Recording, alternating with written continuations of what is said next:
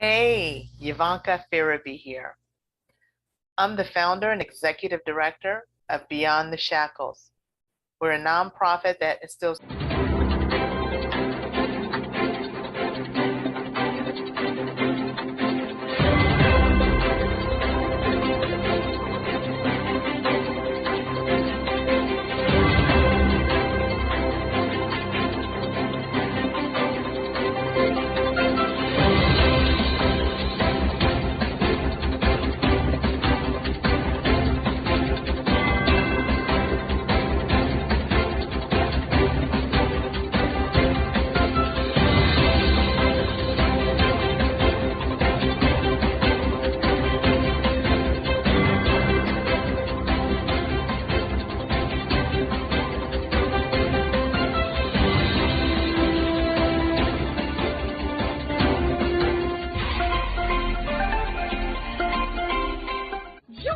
Dr. Eric Kelly III and a host of phenomenal speakers from all around the globe for this 7-day virtual event that you don't want to miss. The mission of the Black Business Expo is to raise scholarship money from kids all the way from high school all the way from college. The Black Business Olympics is one of the largest Black business showcases in the world. It is an opportunity for businesses and companies to showcase their businesses globally.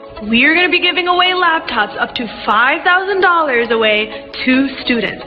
Again, I'm Olivia Appleberry, the founder of 2 Cents Finance and one of the speakers for the expo. I am so excited to see you there. For more info, go to www.blackbusinessexpousa.com or call 919-308-9090 and hope to see you there. I am Black Business. From the moment I wake until the time I sleep. Yes, I am Black Business. I am Black Business. Tell me, are you Black Business? I am Black Business. Do you support Black businesses? Listen, I support Black business because I am Black Business. Black Business Expo, one of the largest business showcases in the history of Black business in the world. The world! Sign up today at www.blackbusinessexpousa.com or call 919-308-9090. I am Black Business.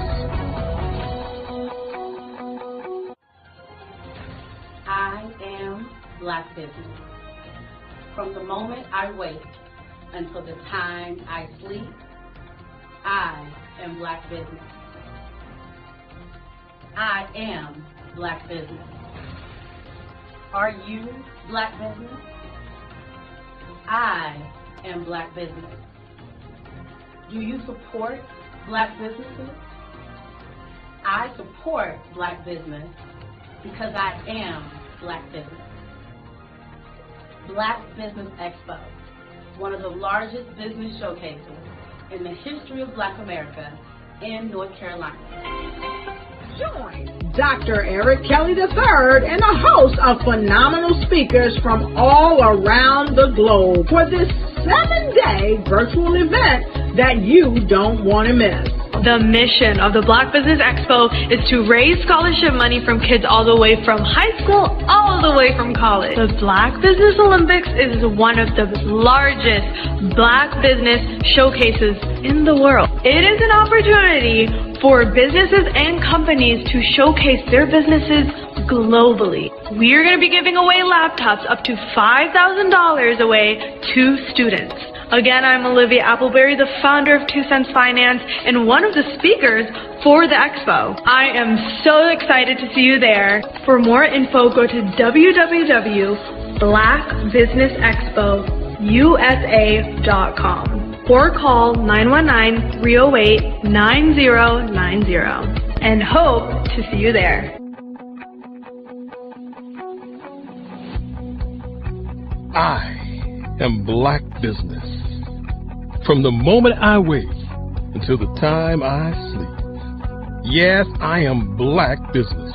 I am Black Business. Tell me, are you Black Business? I am Black Business. Do you support Black businesses? Listen, I support Black business because I am Black Business. Black Business Expo, one of the largest business showcases in the history of Black business in the world.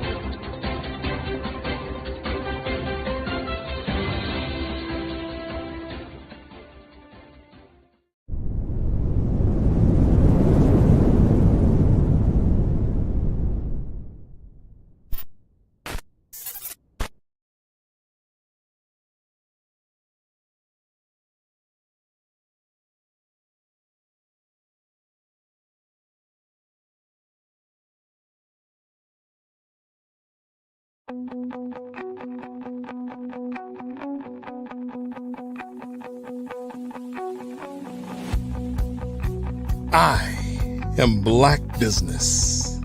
From the moment I wake until the time I sleep. Yes, I am Black Business. I am Black Business. Tell me, are you Black Business? I am Black Business. Do you support Black businesses? Listen, I support Black business because I am Black Business. Black Business Expo, one of the largest business showcases in the history of Black business in the world. The world! Sign up today at www.blackbusinessexpousa.com or call 919-308-9090. I am Black Business.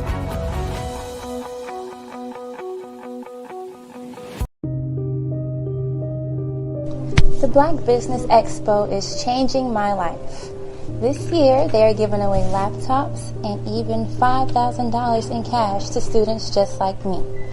I'm Alexis, and I want to go to college to fulfill my dream of becoming an entrepreneur. Help the Black Business Expo going to www.blackbusinessexpousa.com and also becoming a vendor, a sponsor, or donating.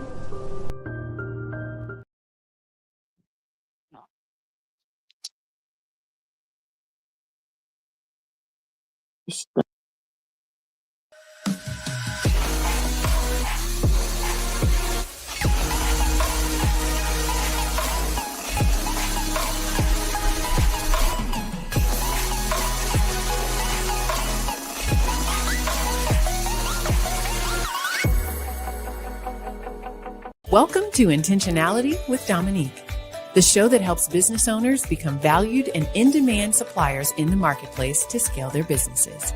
Let's start today's show with host and intentional connector, Dominique Simpson-Milton. My favorite question to ask, but what would you say is the difference between working in your business versus working on your business?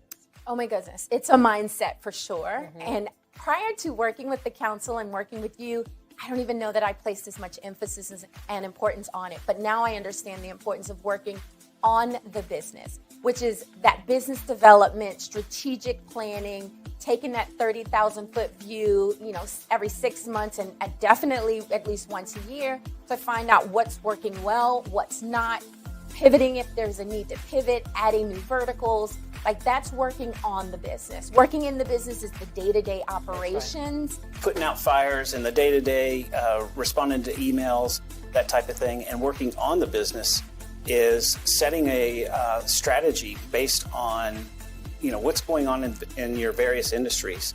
What are the trends, and making sure that you are doing the steps to stay in front of those trends. As you grow and as you evolve.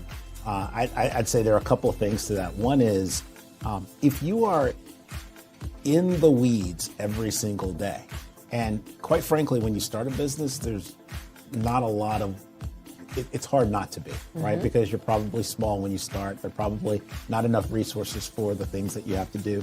That's normal. But as you grow and as you evolve, you start to understand that if your view is here, then you cannot gain the perspective to see all of the interrelationships and all of the the opportunities and all of the strategic maneuvers that you should be doing in order to take your, grow your business in step functions as opposed to incremental? Well, working in the business is doing everything. You wear all the many hats. Working on the business is finding out what hat you like and then being able to put in processes, systems, people that will help complement.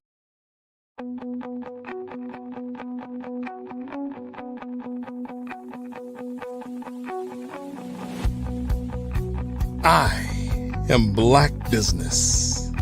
From the moment I wake until the time I sleep.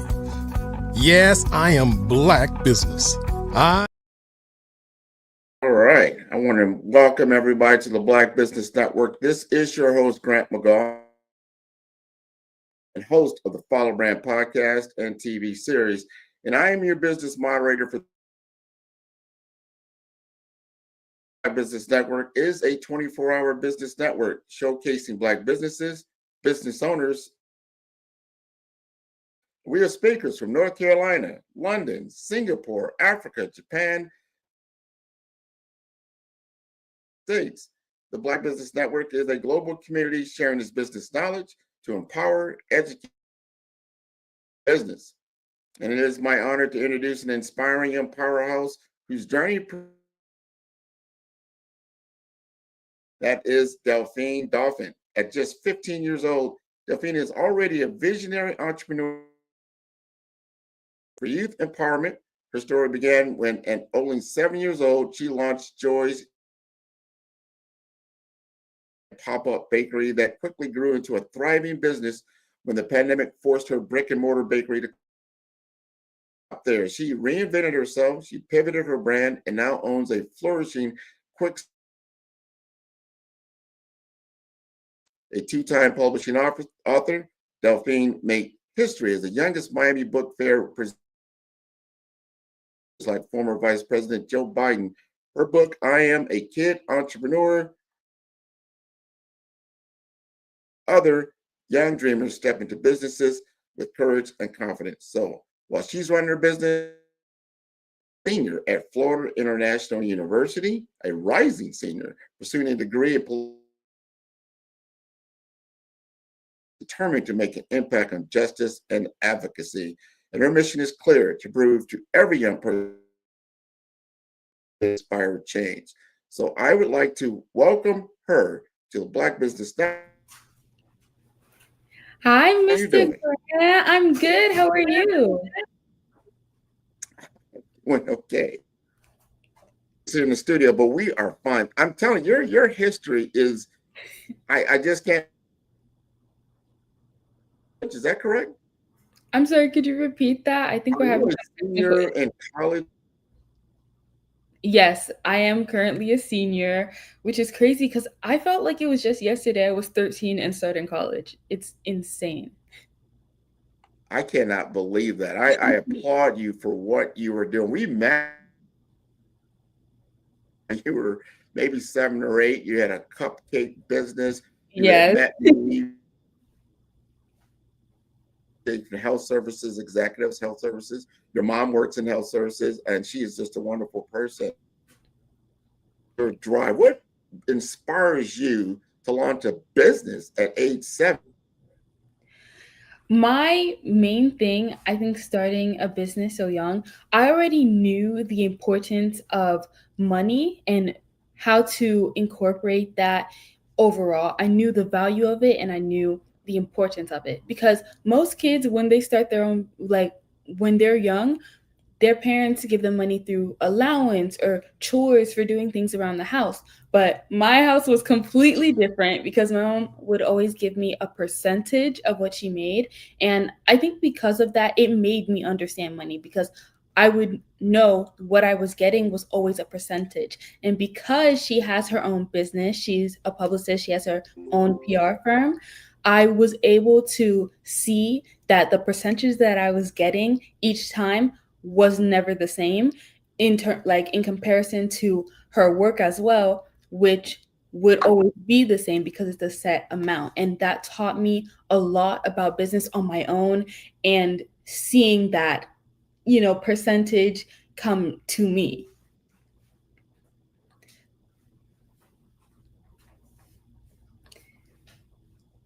I know I'm having some difficulty here on my side. To continue speaking about your journey, because you turn out you closed the bakery. What did that moment teach you about resilience and business strategy? I think when I opened my cafe suite, it was a huge ordeal. I was so excited. I was happy. I was, oh my goodness, I opened my cafe suite. Yay. And the minute I did that, I was like, okay, I did it. People are coming in. I don't need to do anything anymore. Like I can just, I could take a back seat. And when I did that, I lost my why. And your why is extremely important in business, because when you lose your why, your passion is going to go down, your commitment is going to go down, and your dedication is going to go down heavily. So because of that, because I took a backseat and I just stopped doing the CEO jobs, the CEO tasks, the CEO duties, everything that happens in the back office of owning a business, I put a stop to that. And I was just there in the forefront of my business by doing caterings and selling to the people, because I'm seeing it as so many people are coming in. I don't need to do anything. But I was definitely not right with that, because it did not help at all. It lowered everything that I was just talking about. And when COVID hit, oh my gosh, it just made it 20 times worse. It didn't help because my why was already slowly dispersing. My dedication was low, everything. So with COVID coming in, it was just a disaster. And that's why it's extremely important to know your why. And I think now with opening my new restaurant, I'm very grateful that I did not give up in this whole entire process, because with my why being down and my dedication and my passion being down, that COVID destruction and my closing of my business could have definitely like hurt my passion, just made me give up. But I'm so glad that I was strong enough to keep going, as well as motivation for my family as well. I definitely have to give huge props to my mother, because she kept me going the whole entire time. Even when I felt down, when I felt sad about everything, she kept me going. And what I've learned is that I need to be the CEO. It's one thing, yes, to be in your business, but you have to work on your business and not just work in your business. It's extremely important to know the difference and do your jobs as the CEO. Because if you're not doing the jobs of a CEO, you have to get somebody to do those jobs for you. Because if not, everything will go down. And now I've learned from that to never do that again, because now I am Delphine CEO.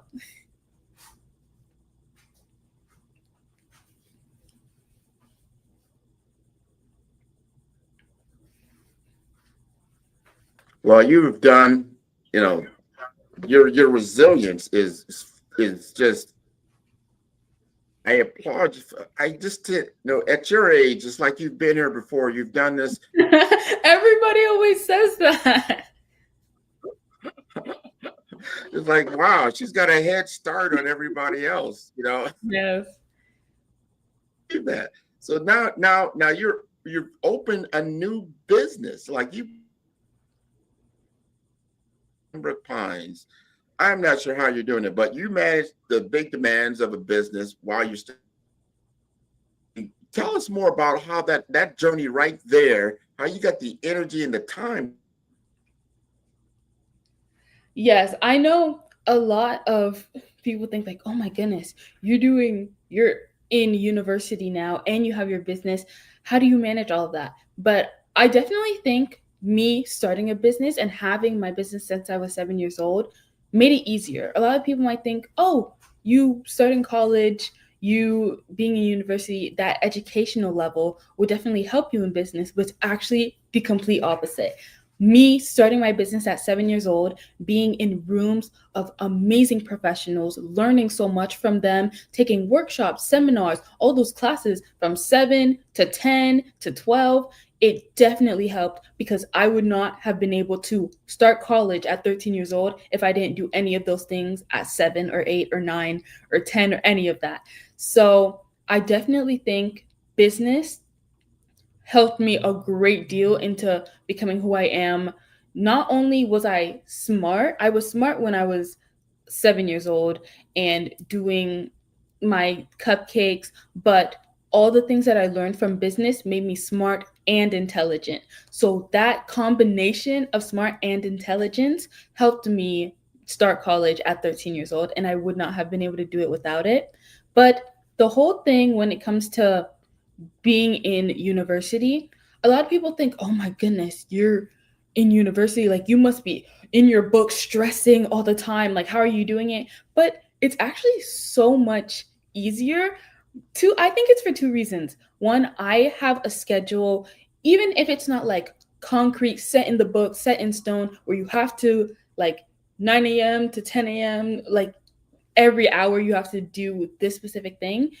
But it's more of a guide and not just, oh, I have it in my head and I'll do it. No, when I have it written out and I have an idea of what I'm supposed to be doing, I incorporate fun into that schedule. So it's not just if I see a schedule, it's, oh, I have to do this work, I have to do that work. No, it's a combination. It's more fun than it is work, than it is school. And I'm not just in my book when I'm studying. I've never like had to do that, like stressing in my book, like, it's not too much. And I think a lot of people think that when they see somebody that skips a grade or takes an advanced class. But no, for me, it was taking my time, reading things, making sure I understand it. And once I understood it, I think my involvement in business definitely helped me in college because it felt easy to me. And I don't know if maybe it's me as a person because of business, or maybe it's the same for everyone, but it came actually much easier to me and it wasn't that much of a burden. So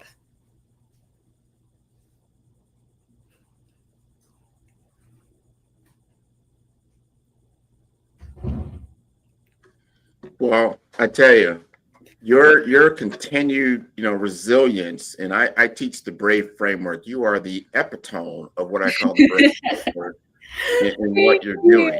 Oh my goodness. You have to be brave. You've got to know what you're doing. You've got to pivot when things don't go right. Just like we're experiencing things even to this moment. But look at you. You are. I'm a trooper. This is nothing. I'm running restaurants. I'm going to school. I've been doing cupcakes since I was 8. This is nothing. I was 7, actually. And that's even wow. Thanks for the correction. Hey, I had to. I am wonderful. I want to know what does the future look like for you? What do you want to become? School's out, you're done. You have choices now. What does the future look like for you? The future is definitely having my brand and me as a whole, Delphine CEO, a household name. That's been my biggest goal in life because Delphine CEO is a lot of things. It's Born Ready Cosmetics, which is my cosmetic company I started back in 2022 or 2023, actually. Let me correct myself. I started it at the end of 2023. Whether it's Delphine CEO being me as a 2-time published author, whether it's me as an inspirational speaker, whether it's me as more of an activist, all of these things are Delphine CEO, and I want everything that I am, Delphine Neftali Dauphin, Delphine CEO, a household name. That's been my biggest goal, and I think it's going to be there in the future. And no, that's the goal. I'm not going to say I think. I know Delphine CEO is going to be a household name. It's not a guess. It's not a thing. It is. Okay, I'm betting on it. Let me ask you this. We got a few minutes left. Yes. From a mentor standpoint, was it your mother, your other friends, family? Who inspired you to become Delphine CEO? Definitely my mother, like 100%. Everything that I am now is her. Like, she's taught me everything that I know. I was raised by a single mother, and in that teaching, everything that she taught me, whether it's about morals, business, becoming a brand. And because she's a publicist, she was able to teach me in a publicist way. Like, she is my publicist. So it's like I have my mother and I have my publicist. combined into one. And ever since I was a baby, and because this didn't start when I was 7 years old. My mother has been doing things since way before I was born. So I was always in that, not saying industry, but I was always in that industry. I was there and learning things, meeting people of different standards. And she was teaching me as I'm there, because the biggest teacher is being in the room. And because of my mother, I was able to be in the room. She teaches me at home, educationally. She taught me ahead of my time. Since I was a baby, I was able to do things way ahead of other babies. So that helped me start college at 13 years old. Everything that I am now is because of my mother. And that's why even now I only go by Delphine Neftali Dauphin or Delphine CEO, because my mother is 100% of who I am. And I want every single time somebody says my name that they're saying her name. That's something that I've came to the conclusion of and made that decision, because no, I'm Delphine Neftali Dauphin. Well, you have been wonderful. I want to thank you. First of all, we're going to have you back on. We got to have you back on. Yes, I would love that, Mr. Grant. You are an inspiration, and we need more of our young people to get a little bit of your fire, a little bit of what your mother has taught you. Yes. Because your energy and your focus, first of all, you're already a CEO. You see that on your title. You are already a chief executive officer of your own life. You have a vision, and you're executing on that vision every single day. There's no other doubt about you're going to have even greater success in the future, because you've already set the foundation for doing that. And I want to plug first, before we let you go, you've got to let us know how to contact you. It's so important to do that. And give us the address of that new restaurant. Yes. Okay. Speaking of the restaurant, I forgot to mention this earlier, but now that I've opened my new restaurant, I need capital and I need to do cosmetic renovations for my business. And that's one of the most extremely important things. And I need the help of the community. So if you want to support, which I would love, go to my Instagram or any of my socials, which is Delphine CEO. So my first name here and then CEO. Or if you go on GoFundMe, search up my full name and my GoFundMe will pop up. I would love the support and everything from the community, because this is the next step. This is the path to making Delphine CEO a household name. And I would really, really love and appreciate that. And the address for my business is 50 North University Drive, Pembroke Pines, Florida, 33024. I would love for you to stop by. If you can't donate, definitely stop by if you're in the area. And if you're too far, go check out my GoFundMe, because I would love your support. All right. Well, this has been wonderful. I want to thank you again for being on the Black Business Network. Thank you. Genius is common, and we will see you on the other side. Thank you so much. Thank you so much, Mr. Grant. You're welcome. You're welcome. And I want to thank the Black Business Network for everything that they do, especially for our children and our youth. She is a great example of what the Black Business Expo's mission is, and that is to raise funds for high school seniors going to college or K-12 entrepreneurs. This expo is a fundraiser for students, and you may go to blackbusinessexpousa.com to donate to the scholarship fund or use the Cash App that is on the screen below. That is $BBXUSA. Our goal is to give laptops and up to $5,000 to 10 students. And students, you can register online at blackbusinessexpousa.com. Every dollar counts, so please donate to the scholarship fund and help students achieve their dreams.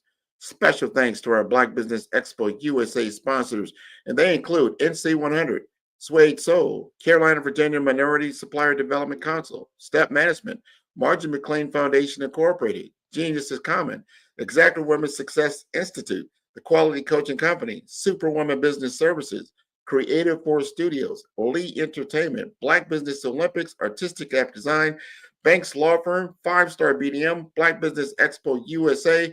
Genius is common, and I will see you on the other side.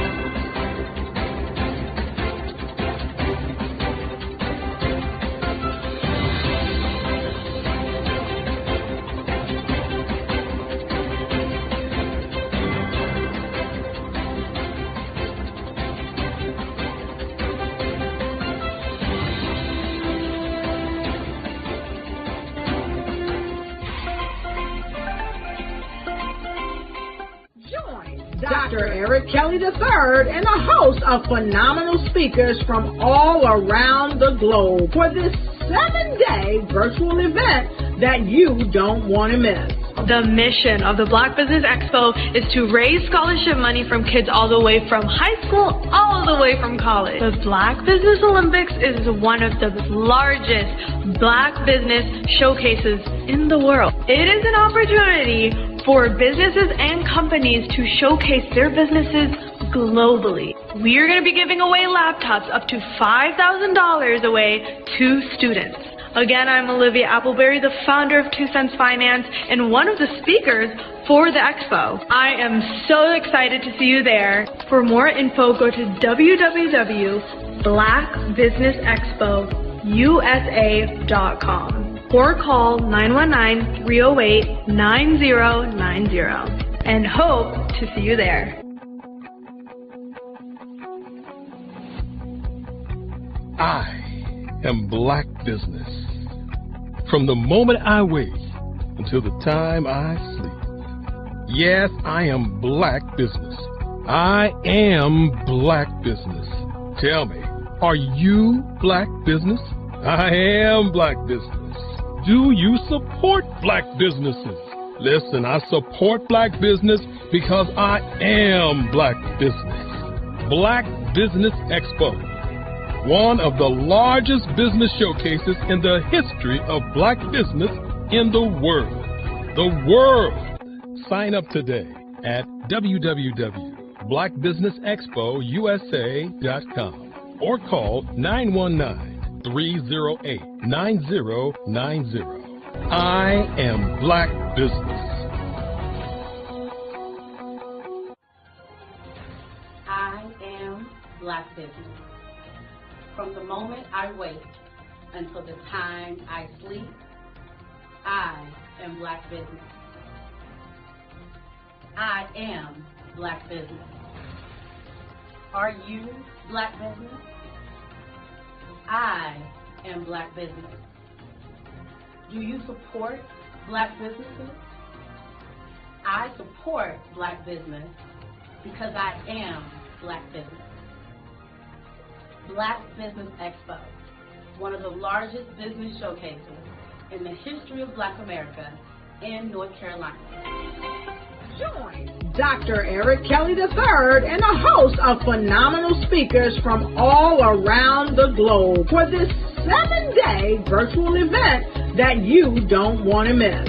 The mission of the Black Business Expo is to raise scholarship money from kids all the way from high school, all the way from college. The Black Business Olympics is one of the largest Black business showcases in the world. It is an opportunity for businesses and companies to showcase their businesses globally. We are going to be giving away laptops up to $5,000 away to students.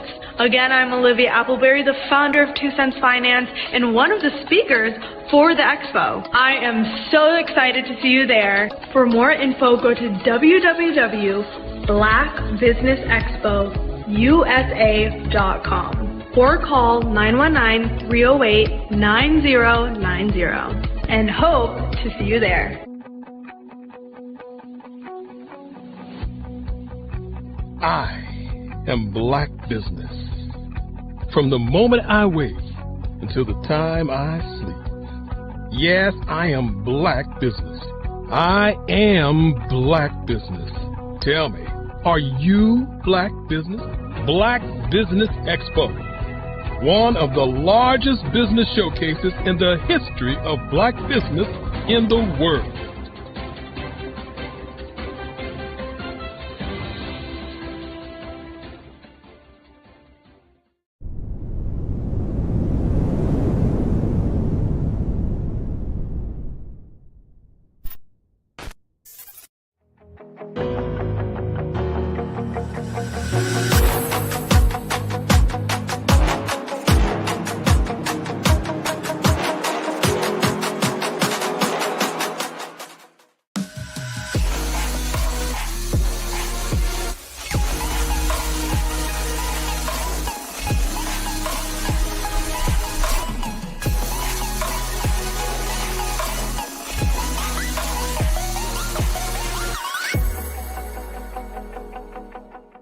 Are you searching for a website that truly reflects your mission and vision? The 5-star BDM Website Services portfolio, led by Grant McGaw, transforms ideas into impactful digital platforms for personal brands, nonprofits, and small businesses. Each project in our portfolio tells a unique story. From JADICC,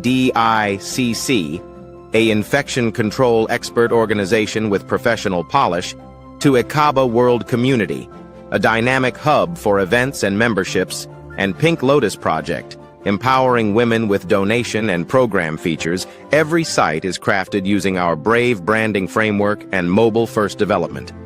Our portfolio is more than a gallery. It highlights project context, purpose, and measurable outcomes. We demonstrate brand consistency, strategic user experience, and deliver results that build trust and drive engagement. A world-class portfolio proves capability, sets you apart from competitors, and positions you as an authority. It is your most trusted sales tool and reputation asset. Ready for a website that leads with purpose? Book a discovery consultation or request a brand audit today.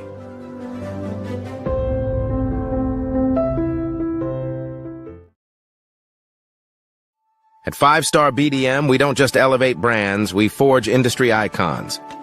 Our mission is to amplify your business and personal brand through dynamic AI-enhanced strategies and an elite professional network of over 20,000 experts. We empower entrepreneurs and small to medium-sized businesses to lead, scale, and transform. Our powerful network accelerates your speed to market and connects you with unparalleled growth opportunities. If you're ready to lead, we'll position your brand to set the industry standard. Explore our comprehensive services designed to build your brand, drive growth, and innovate your business.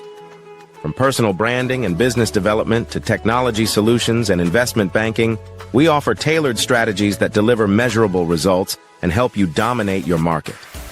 Our personal branding service uniquely tailors your professional story. Starting at just $99 per project, we offer online courses, in-person workshops, and scheduled weekly calls. Perfect for individuals beginning their personal branding journey, we help you craft a legacy that commands attention and respect. Strategic plans and execution are at the heart of our business development services. We focus on sustainable growth, helping you secure funding, scale operations, and expand your market reach. Our expertise ensures your business thrives in competitive environments. Innovate with custom artificial intelligence, machine learning, and software solutions tailored to your needs. Our technology services are designed to enhance your business operations and drive efficiency, ensuring you stay ahead in the digital age. Discover real stories and real results. From healthcare startups to tech entrepreneurs, our clients have achieved extraordinary success. For instance, a healthcare brand transformation led to a 40% drop in patient infections, showcasing our impact in diverse industries.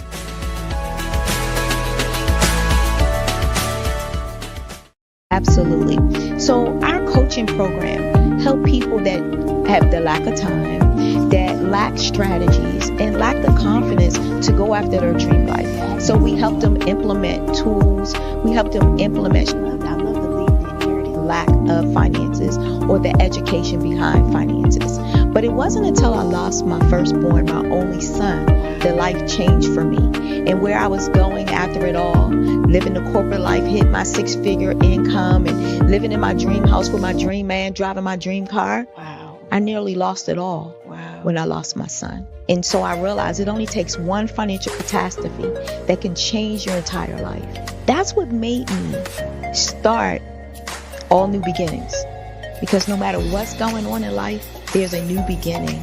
And because of that, we develop a program called Wise Minded. My little slogan is, don't just dream it, let's live it. If they want to connect with you or work with you, what is the best ways for them to be able to do that? Well, for my social media guru, you can connect with me on every single social media platform as Tanya T. Morris.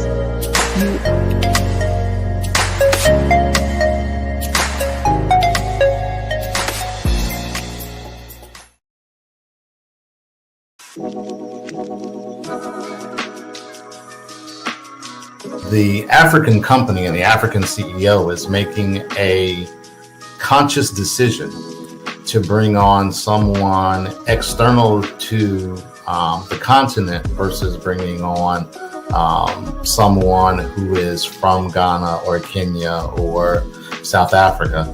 And so the skill sets of the people that we take through our executive leadership training program and ultimately on the placement, obviously have to be extremely high caliber.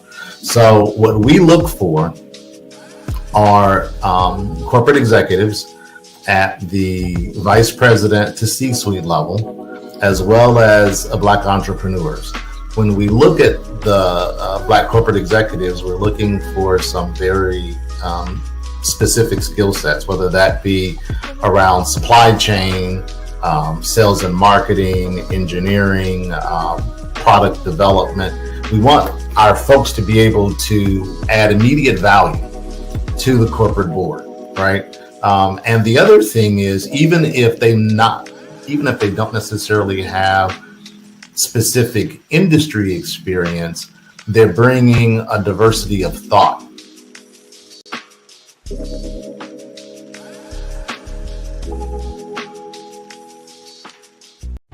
Cash flow 5, 10, 10, 75.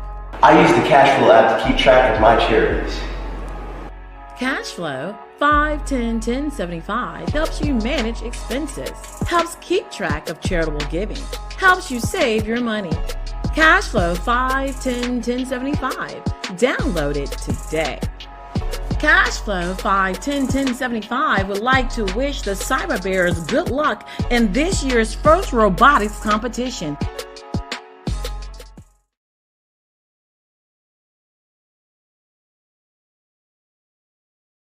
Sometimes you got to hear the news from the Black perspective, and more specifically, Black publishers. And that's exactly why you have to download the HeyTie app, the largest mobile app delivering breaking news, videos, and podcasts from 200 of your favorite Black publishers. Yes, 200 Black publishers delivering news as it happens, literally all in one app. Go to HAYTI.com or download the app in the Google Play Store or Apple App Store. It's completely free, along with information that you can trust, so go check them out. Hello, I am Dr. Eric Kelly III, the visionary strategist and founder of the Black Business Olympics. I invite you to showcase your Black-owned businesses on the Black Business Network global stage. The Black Business Olympics is a global Black Business Network platform that propels Black-owned businesses into the international spotlight. By showcasing your business on the Black Business Olympics platform, you can reach a worldwide audience of potential customers, partners, and investors. You can also establish yourself as a thought leader and expert in your field, attract lucrative partnerships, and more speaking engagements. In addition, the Black Business Olympics platform provides a valuable opportunity to connect and collaborate with like-minded entrepreneurs and business professionals from around the world. This can lead to new business opportunities, ideas, and relationships. Finally, by sharing your story and expertise on the Black Business Olympics platform, you can inspire and empower others. This is a powerful way to make a positive impact on the world and leave a lasting legacy. If you are a Black-owned business owner, I encourage you to seize the opportunity to showcase your business on the Black Business Olympics platform. It is a once-in-a-lifetime opportunity to make an indelible mark on the world. Be one of the 1,000 visionary entrepreneurs who are changing students' lives, shaping industries, and leaving an unforgettable legacy for their families. Unleash your voice on our global stage and watch your business thrive. Black Business Olympics is one of the largest Black business showcases in the history of Black business in the world. Yes, the entire world. Just give me a call today at 919-308-9090.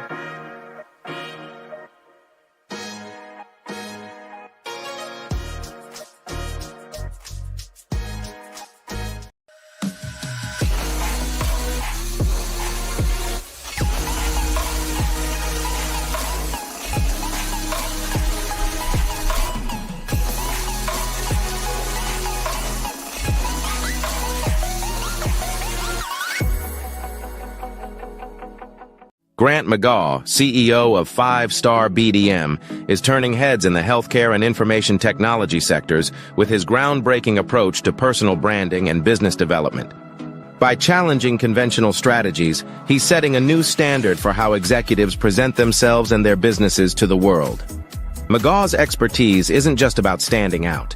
It's about strategic guidance, generating leads, and building networks that propel executives beyond their competition. His focus on authenticity allows leaders to leverage their unique stories, driving exponential growth and success in their industries. Beyond branding, McGaw is a fervent advocate for diversity, equity, and inclusion in the workplace. He's committed to helping organizations cultivate environments where innovation and collaboration thrive through inclusive cultures. And for those eager to dive deeper, McGaw hosts the Follow the Brand podcast. Here, he unpacks the intricacies of personal branding and business growth, offering valuable insights for professionals eager to redefine their identities and share their narratives with the world.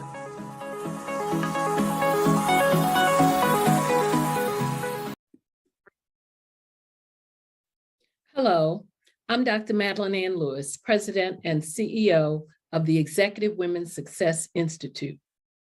And my genius is helping women accelerate the path to success.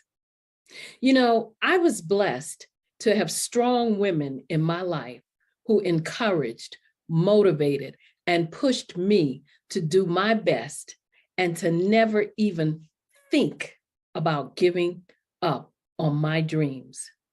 So I say to women, we must show up to rise up.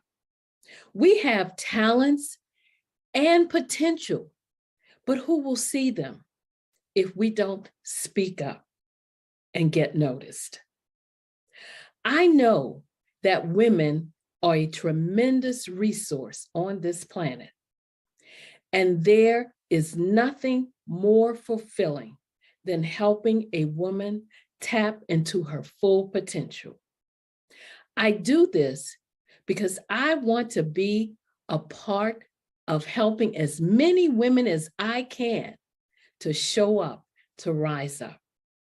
I do this because genius is common.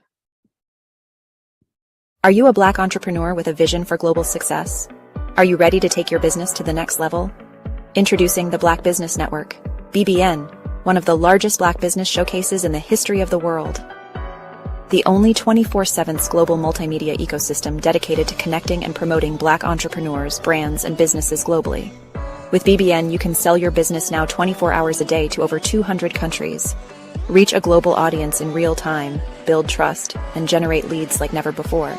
Access a world of opportunity with our live streaming and replay platform, featuring on-demand content, documentaries, and exclusive interviews. Get your exclusive, one-of-a-kind Black Business magazine covers that feature you and your amazing business today. And tap into our Black Business Global Chamber of Commerce, where your voice will be heard globally with over 1 million business owners. Learn the insights and strategies that Black entrepreneurs are using to grow today. Power your business with the Black Business Black Credit and Debit Card. Get cashback, access microloans, and build your business by doing business with Black businesses worldwide. Stay ahead of the curve with the Black Business World Report, our yearly intelligence magazine, providing industry trends, government programs, funding alerts, and so much more. BBN is more than just a network. It's a revolution.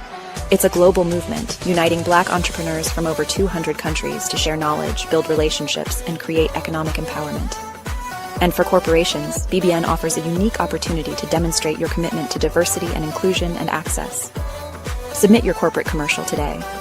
Sponsor BBN, reach a targeted audience, and support the growth of Black-owned businesses. Our Black Business Ambassador program provides support and detailed information on all activities. From onboarding to mastermind think tasks, they cover it all. Whether you're looking to expand your business or your viewers, BBN brings together the tools, talent, and technology needed to grow Black-owned businesses worldwide. It's where we speak, sell, connect, and rise. Live and on demand. Join the Black Business Network today. Visit bxtv.org to learn more and unlock your global potential. Where business is broadcast live. Where the future is today. Call 919-308-9090 for your Black Business Fireside Chat today as we showcase your amazing business to over 200 countries. Black Business Network, one of the largest Black business showcases of Black business in the history of the world. Call today 919-308-9090 USA.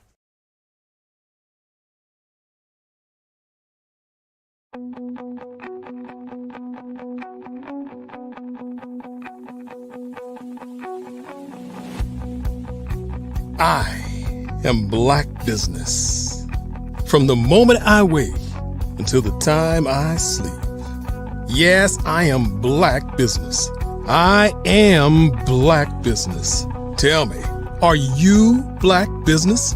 I am Black business. Do you support Black businesses? Listen, I support Black business because I am Black business. Black Business Expo, one of the largest business showcases in the history of Black business in the world. The world. Sign up today at www.blackbusinessexpousa.com or call 919-308-9090. I am Black business.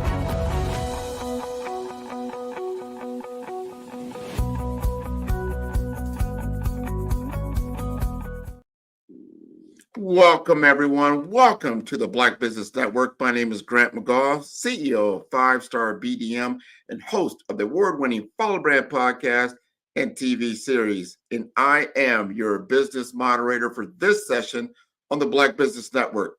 The Black Business Network is a 24-hour business network showcasing Black businesses, business owners, entrepreneurs, and thought leaders worldwide.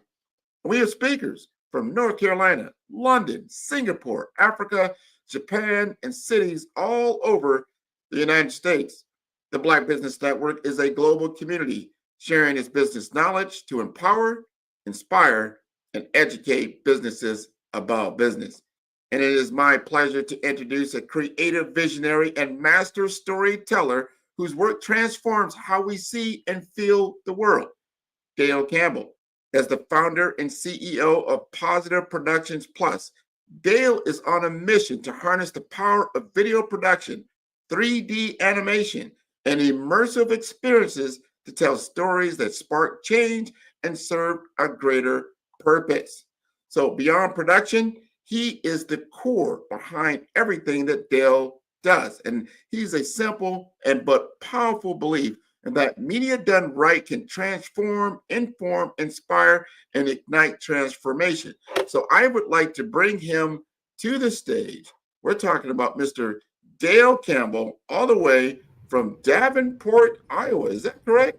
No, it's Dubuque, Iowa, but it's okay. It's close enough. Close enough. It's the big thing. You got Des Moines, you got Dubuque, you got Davenport. I'm in Omaha, Nebraska, and Dale tells me he was born in Omaha, Nebraska. I was raised. I'm born in Lancaster, PA. My dad's in the Air Force, or was in the Air Force, but most of my life was spent in Omaha. Yeah. No, I love that. I love that. I'm here right now. So when he tells me that, I remember I've been knowing him for 5+ years now, and I've been in Miami most of that time. And I was telling him, I am from the Midwest, and here I am directly in the Midwest, and where my office is located is not too far from where your family is located. So I love the synergy that we have together, and I always love what you do. I think for people that are into especially the big buzz around metaverse and things like that, got people into 3D animation, people really big into video now for content creation. But you have built a powerful brand around storytelling through 3D animation and immersive media. We want to know what sparked your passion for using technology as a tool for social impact. I'm going to have to say, Grant, first, my parents. Like I said, my dad was in the Air Force. He was a systems analyst and a meteorologist. So we were always around computers, even back in the day when it was just the little green and white punch cards and everything that most people don't even know about. I mean, my dad brought those home and we drew on them, And later, the love just for computers, because he was involved in it. He was a huge influence in my life. And then getting into an early career in IT, honestly, because I love the arts, but it was very clear back in that time and in that day that there wasn't a lot of people of color, African Americans in the arts, at Disney and all these other places. But, I was young. I loved to draw. So I just kept drawing. And eventually, through a business I was trying to get going, I got a hold of a 3D animation program and some Adobe programs and just started messing around with them and just found such a huge joy and a huge accomplishment in working with these 3D applications and being driven by technology. I really loved the idea that I was doing something that not many people around the world were doing, even at a young age. And sadly, there was no opportunities, so I made my own. And you did so. You did see there's two things you did. First, you decided to become an entrepreneur and forge your own path, and you took on a enterprise and a type of expertise, like you said, not too many people know about. And I really sit back, watch cartoons when I was young. I never understood how they were made. I always love how movies were made. I don't think a lot of people really understand the intricacies that what it takes, and it is an art form. Yes. Now, Positive Productions Plus, the triple P, I'm going to call it, isn't about media. It's about intentional creation. If you could, please share how your team chooses projects that align with your mission of societal benefit. Well, my team right now is quite young. They're all half my age. And so they have a little bit of a hunger just to do anything. A lot of them were like artists in school, and just like me as a young person and wanted to go to that next step. But a lot of them started out as graphic artists. They went to college for that, did a little 2-year thing or whatever. And then somehow or another, they met me. I'm kind of known as a mentor as well in the community. And so I mentor young people of all races. They come to me and they ask me to teach them. The local colleges and everything don't have a big animation program, and some kids just can't afford it. So they come to me and I mentor them. And I just like doing projects that are socially relevant. I don't mind the entertaining side of it at all, but I think it's easy to learn something if you're a part of the game, if it affects your life daily. So what I did is I always try to challenge them. I believe the best way to learn is either project-based or challenge-based in some way. And so they get an idea. A lot of young people haven't dealt with the idea of a deadline and doing stuff like that. It's not part of their life, they just do it for fun. And that seeing that something like that can be possible. So as a challenge, the thing I'll do, and the thing I did with my last intern group, is I entered them in a local film festival. Here in Dubuque. We have Julian Dubuque International Film Festival. And I have the woman that runs it and her son are friends of mine. And I told them what I wanted to do. And so I waited for a period of time, 4 months. And then I came to my team and I said, okay, guys, here's what we're going to do. You're going to create a short story about something social and relevant to you. And you're going to use 3D and film. So we're going to be doing kind of like what they do in Hollywood when they're doing special effects and using 3D assets to help finish or to complete the film the way it needs to be done. And I want you to write the story. And they did. And I'm proud to say, they're my interns. They were learning, okay? So it wasn't Pixar perfect, as I like to tell them. We need to be Pixar perfect. But it was good enough to win in the area, Best in Iowa. And after that, the short, it's called In Your Head, and it's still out on the film festival circuit, went on to win 3 more. So they've won a total of 3 categories in film festivals. So, that's how you do it. That's how I like to do it. You can sit and use books and you can sit and teach. But if you really want to teach, you got to get people to do. And especially at that age, that I shouldn't make it sound like they're little children. They're not. They're like 20 to 30 to 35 years old. I'm older, so they're young to me. But yeah, I found that's the most successful way and the most enjoyable way. They felt, and rightfully so, a great deal of pride in that accomplishment. Oh, I have a great deal of pride just hearing you speak about that you're mentoring younger people. I'm not going to say they're just that young, 20, 30 years old. They're not, they're getting into the prime of their life, but you're showing them how to first enjoy something and actually learn the skill, appreciate the art. Yes. And what you can truly create. When we think about things, I know Disney definitely got my imagination when I was younger. Just seeing, like you said, the motion, the effects, and some of the animation, the realism of the animation is just phenomenal. It is. And then the storytelling behind it. It's not just the creative design. The storytelling behind it is so great. So you have an animated series, The Bagleys, right? And the Bagleys tackle serious issues like bullying. I want to understand what inspired that particular project and how has it been received by audiences and educators in your world? As a man of faith, a good friend of mine, we love Pixar. And so we either went to every Pixar movie, and when we went, we bought the Blu-ray, the DVD, or the VHS, whatever it was, and it came out. And I really enjoyed Pixar and all their creations. But we quickly began to realize, and we're being honest, that Pixar's movies are really for the parents, because they always were addressing those things that the parents associated with and could connect with when they were younger. And they're smart, because what they do, they create these gems, these beautiful films that attract mom and dad. And then mom and dad bring their 2.5, 3 kids to the theater, and their kids sit and enjoy a cartoon, and they're trying to create this generational role where even now they're creating for that generation 25 years ago that were little.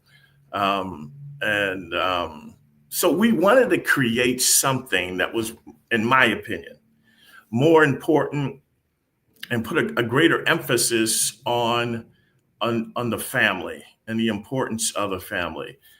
We wanted to create something that was truly for little kids. We don't want it to be for their parents.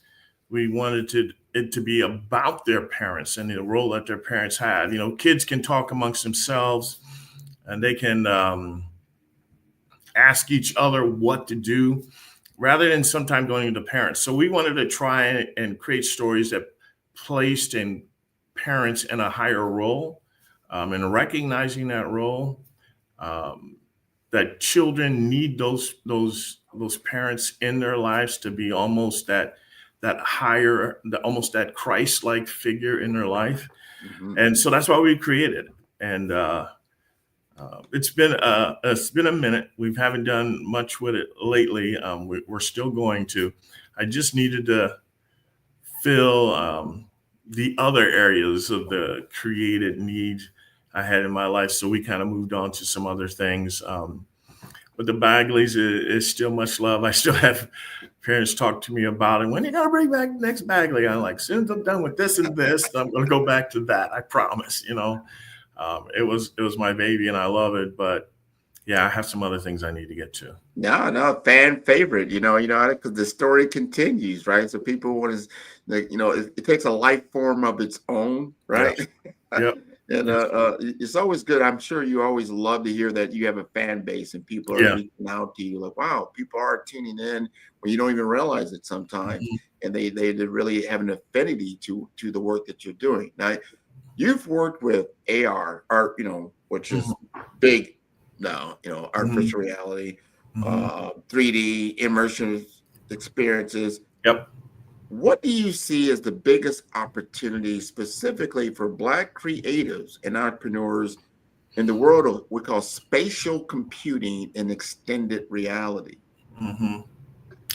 I think there's a couple of things we have to realize as Black people, as African Americans, is that there was a time when we weren't invited to the table and this type of creation. Um, whether it's because we were Black or what, and I'm not even going to go into, but we just weren't there. I don't know if we didn't have the interest in, or what. I'm not even going to try to begin to answer that question, but we just weren't there. And then all of a sudden, the explosion kind of created, it kind of started back with, like you said, with AR and with VR. And it became very much a wide open thing. That people of all colors could do, there have not been enough African Americans, in my opinion, given the opportunity in my lifetime to be creative. But this, with VR, with 3D, this whole immersive, the whole metaverse thing, it's so wide open, and nobody cares who you are, what you do, or color, or anything. They just want to see the content. So as Black people, we must grab every possible opportunity in this field. There's nothing that we shouldn't strive to do in this, whether it's in virtual sound, whether it's in the full production in gaming, whether it's in educational, whether it's in corporate. I'm finding, as Black people, one of the areas that we probably have the biggest opportunity to use all these extended realities is in the corporate world and in the medical world. I mean, just tons of opportunity in that area, and I think it's going to be for the next couple of decades. I think there's enough time there, and I think we need to be there amongst the forerunners. And I think the opportunity is ours if we as a people embrace the arts and we embrace the extended reality, that we don't just say we're going to do this or we're going to do this. We're going to do fashion, or we're going to do mixed media, or we've got to as a community embrace it all, because the opportunity is there. And I think it's, especially for such a time as this, it's the greatest opportunity right now to be in the arts for Black people. It really is. I think it's probably the biggest growing. In times past was things like computers and all these other things. But I think now it's the arts, and I think it's the extended arts, because it gives us an opportunity to express things and bring things to life that we don't understand. There's a story there that people want to hear. And if they then get to see it in virtual reality, in a virtual room, in a big space, it just opens up a whole new world for us to shine as a people. I love that. It's creative expression. Yes. And the demystification of some of these different technological platforms. Yes. I think that's where people think, they look at it like, wow, I can never do that. It's so difficult. But the tools have become so automated now, and in ways that, before, I remember, just in the compute world, you had to understand all this different code. You had to write all this stuff out. You had to be more or less a mathematical genius. Now it's so automated, anybody could do it. So now it's like building blocks, like Legos, right? Like if you know how to just stack these particular applications, you can build out a 3D model. And where before you had to have someone's expertise, like you have, for decades. You're like, wow. Now you're probably seeing that too. Like, man, you know what? That what you did right there took me like 10 hours or 10 days. You just did that like in an hour. You don't even realize that, right? Yeah. There's stuff that's happening now in 3D that literally would take in a day, not just me, but anybody, a whole week to do. And using AI and other things in these pro tools like Autodesk Maya and the Foundry, and using like their Nuke and Mari, all these applications have AI in them. And so, like, for example, a walk cycle used to take a week to get down. Tweaking it, you can create a walk cycle now in Autodesk Maya in less than 3 minutes, and they look better than the ones that we were doing 5 years ago. In a week, and being very frustrated over, trying to say, okay, is this stylized? Is this realistic? Am I doing this right? Getting another person's opinion, but you can do it now in minutes. And so it's leaving a door open more for creativity rather than genius. There's nothing wrong with genius. I still tell young people, you still got to go for that aspect of genius, but it sure feels really good when you know that you can sit down and you can create something, even by yourself in 4 months to a year, and instead of the old school, like everyone probably doesn't know, a lot of Pixar's work, a lot of DreamWorks, their work, that's 5 years in the making. Yeah. But today it doesn't have to be that way, especially with like short films being such a huge success in film festivals, and in the Oscars. There's at least that I know of 2 fields on short films alone that you win an Oscar for. That's phenomenal. We cannot limit ourselves at all. The tool sets are right there. You just have to immerse yourself. So, you were what I would call a seasoned, expert in video production, architecture, things of that nature. But here's the deal. How do you merge the visual design? Because you can easily get these tools, but storytelling is still an art because you want to create an emotionally resonant experience. How do you teach the kids now? Like, you got the tool set, you can create things very easily, very quickly, but can you make something that's impactful, that has soul to it? What do you think about that? Yeah, you absolutely can. You absolutely can. Now, I'm going to say something that some people, I hope everyone understands, and some people may disagree with, but I'm just going to say this. The tools still are so very important. You have to have the right tools.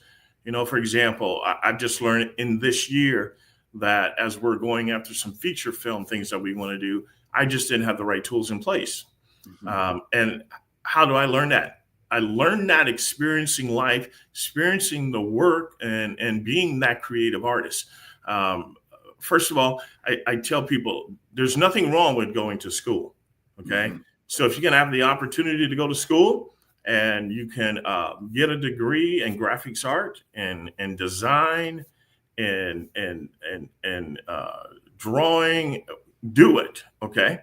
Do it. If you have that opportunity, absolutely. I wish I would have had the opportunity and that my parents could have afforded that 50 years ago. Okay. But if you can't do that, the next best thing, and even after doing that, in both cases, is to find a mentor. You do not have to go on this journey where you think that only way you can learn a lot of this stuff is either in school or by Googling it. Okay. There's so much more, and there's such a huge advantage in having a mentor in your life, another person. I was very fortunate to have that in my life. I had a mentor. We never met in person, but we lived on Zoom, and we lived on the phone and presenting stuff to each other. And he was a huge part of my development because it allowed me to test things and him to come back and say, no, that's wrong. Yeah. Okay? And I'd be like, what do you mean it's wrong? And then he would show me what was wrong about it, and how to do it, because without a mentor, it is a very lonely and difficult road that you're choosing to travel. So don't travel alone. Find someone else. Then the other thing is to find a community of artists and everything in your area and to join. Maybe it's an acting community, or we have lots of art galleries and they have art communities. One of our museums in town has an area just for kids that once they rebuild, we're going to be a part of teaching 3D animation and VR and creating and story. And then the other thing is just get out and look around in your world. I mean, the way you learn to tell stories are things that you relate to. Tell the story that is the story of your life. It's what counts. You tell a better story about something that you've experienced and something you've seen and you understand rather than just reading about it. So get out. I mean, travel. You don't have to travel to Africa to experience some things. Go to the next city down in your state. Go visit. Go talk to your grandparents. Interview them. And everybody has a camera. It's called a phone. videotape your relatives, videotape your friends, videotape your neighbors. They are the reference. And then watch how they express when they're talking about their life, their expressions on their faces, the sad moments when they relive something, the joy when they talk about when they met their spouse, the first time they, had their first little kiss. That's an emotion. That's a story being told there in that moment. And those are the kind of things you got to grasp, they have to be a part of your life. Go outside and watch birds. Yeah. Watch life about you. Find a river. Find a creek. Look around. Stop staying inside and watching. And there's nothing wrong with watching film. I watch movies every day, okay? But you've got to get out and experience life. You tell the best story when that story is something you've experienced.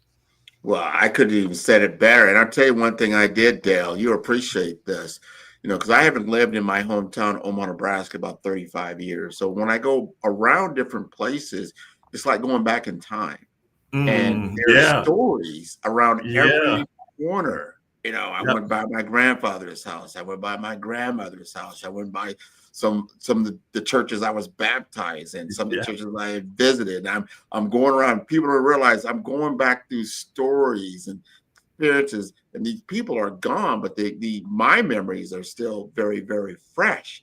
Yeah. And I'm like, wow, this is interesting for me to do that. Now, you got a recent work you're working with. You talk about Black life on the upper Mississippi, going back to talking about, get outside and go to the river or the creek. Now, I want to understand, what story are you telling with this film, and why is it important in today's cultural landscape? In a nutshell, I'm telling my story. I've been in Dubuque for about almost 40 years.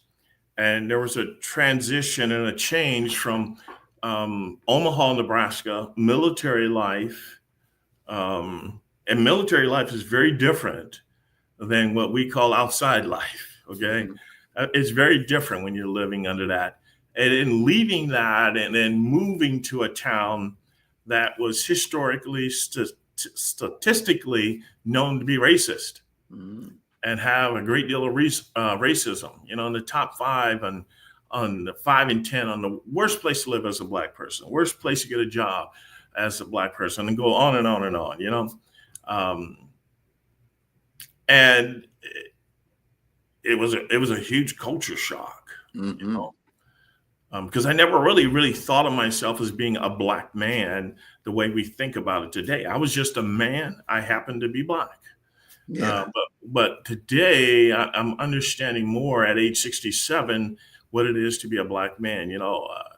As a young Black man, I just accepted too many things as normals, and I let things go. I never questioning. I never stood up to things. I never said no. It's just like, that's life. He's an idiot. I'll go to jail if I chase him, these types of things. And not understanding that there's different ways and newer ways of battling these different battles that we have in our lives, whether it's racism of some form or just difficulties in a society that you're at as a man, and my life in Dubuque in the 80s was insane. But the problem is I didn't get just how insane it was, It's like being the friends of someone famous and not realizing it until years later, because they were just your friend. They weren't this famous person, And so I really believe that we as a nation, we've got to stop. I want to say this right. We've got to stop lying to ourselves that so many of these things are fixed now, and that somehow Black Lives matter to everyone. It didn't. And the job is still out there to be done. There's still a lot of things. I believe every small Black community in America needs to document in documentary form what history was like in these communities for Black people. Because we seem to only blame the South and talk about how difficult it was in the South. But I live in Dubuque, Iowa, which is one of the first free states west of the Mississippi. And it wasn't easy. Right. Okay. And there's places and there's communities. There's even places in Canada that have stories of what life was like. And we need to tell more stories about Black life and what it was really like to be Black. I think what you're saying about the narrative, yeah, that we cannot lose the narrative, and that we have the tools today to tell our stories. Yep. We don't have to depend on someone else to tell the story for us. Absolutely. Tell your story. Document these things. Yep. You have it on film. You have the memorable. So you cannot erase someone's history unless you allow it, because you can always tell your own story. Maybe it's not in your bookstore, but it's definitely in my bookstore. Yep. So if that, as you said, if you're interested in that cultural history, it's there for you to experience. What you said earlier, and I got a lot out of this discussion we just said, is like, document your own life. Yeah. Your own story has meaning, has power. And with these new digital tools that are available to you, you'd be surprised how someone else would find that valuable. Life on the Mississippi for yourself. Well, what you just said is like, it's not someone else's story. Yep. It's your story. That's already got me like, I'm interested. Like, this is a time in your life that you wanted to tell, and that you can tell it in such creative fashion. That's the thing. It's so creative, and you can bring a Pixar type quality to your own life. Think about that, people. Think about that. You know, it's a beautiful thing to be able to do. I think that's wonderful. As we get toward the end of our close, you've got about a few minutes left.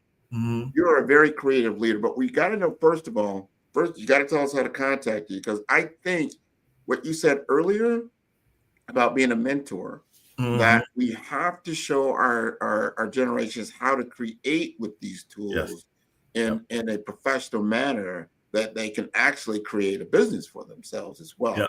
So tell us how to contact you. Tell us how to engage in a mentorship. Maybe it's a society, maybe it's a community, maybe it's you directly, but give us some more around that.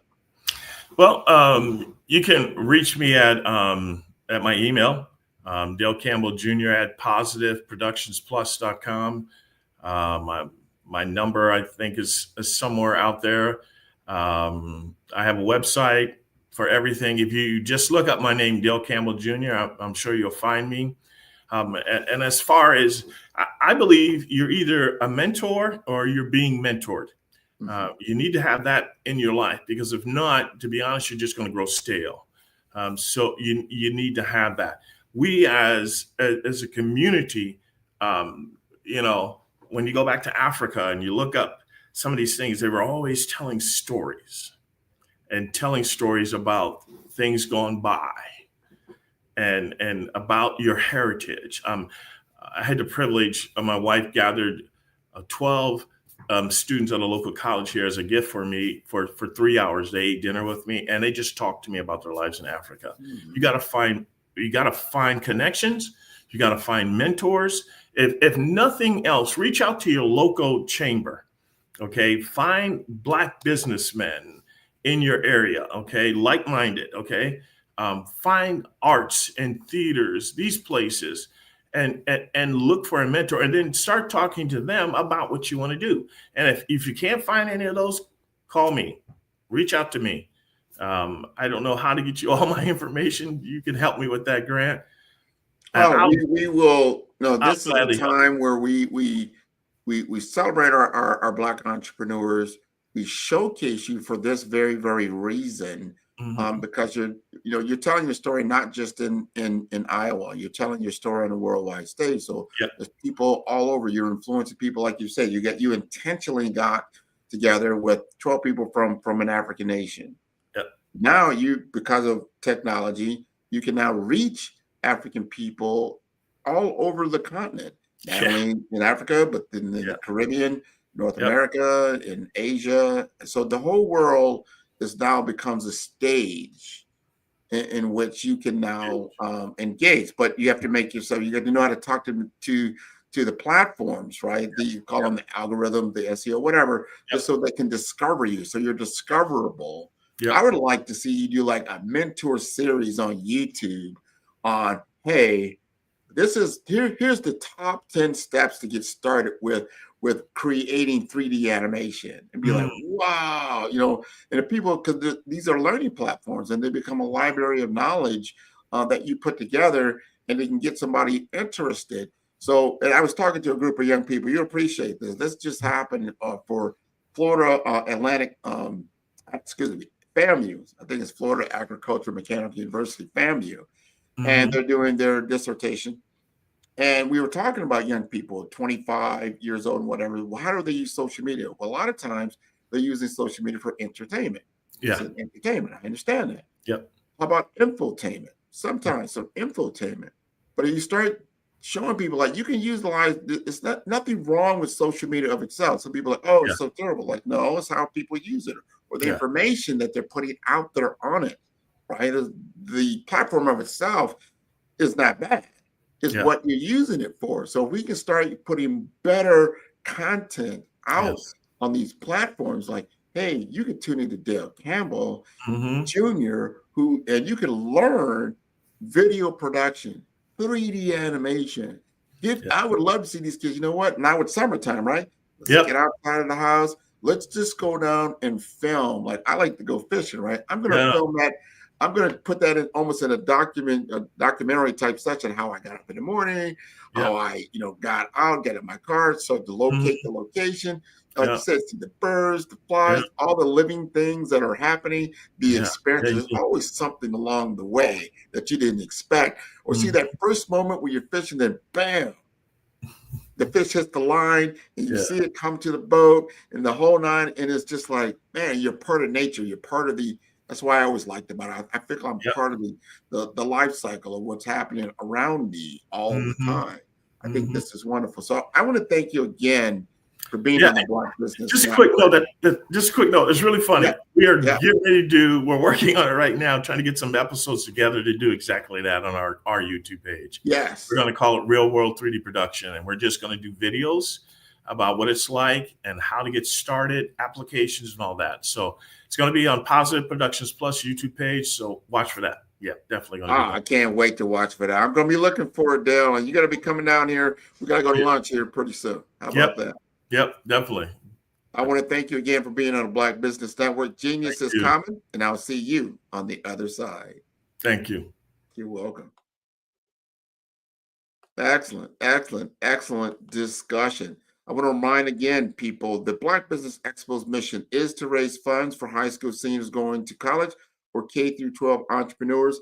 This expo is a fundraiser for students, and you may go to blackbusinessexpousa.com to donate to the scholarship fund or use the Cash App that is on the screen, and that is $BBXUSA.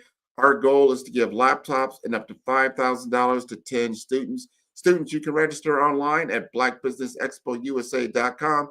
Every dollar counts. Please donate to the scholarship fund and help students achieve their dreams. Special thanks to our Black Business Expo USA sponsors. They include NC100, Suede Soul, Carolina, Virginia Minority Supplier Development Council, Staff Management, Margie McLean Foundation Incorporated, Genius is Common, Executive Women's Success Institute, The Quality Coaching Company, Superwoman Business Services, Creative Force Studios, Lee Entertainment, 5-Star BDM, Black Business Olympics, Artistic App Design, Banks Law Firm, Black Business Expo USA. Genius is coming, and I'll see you on the other side.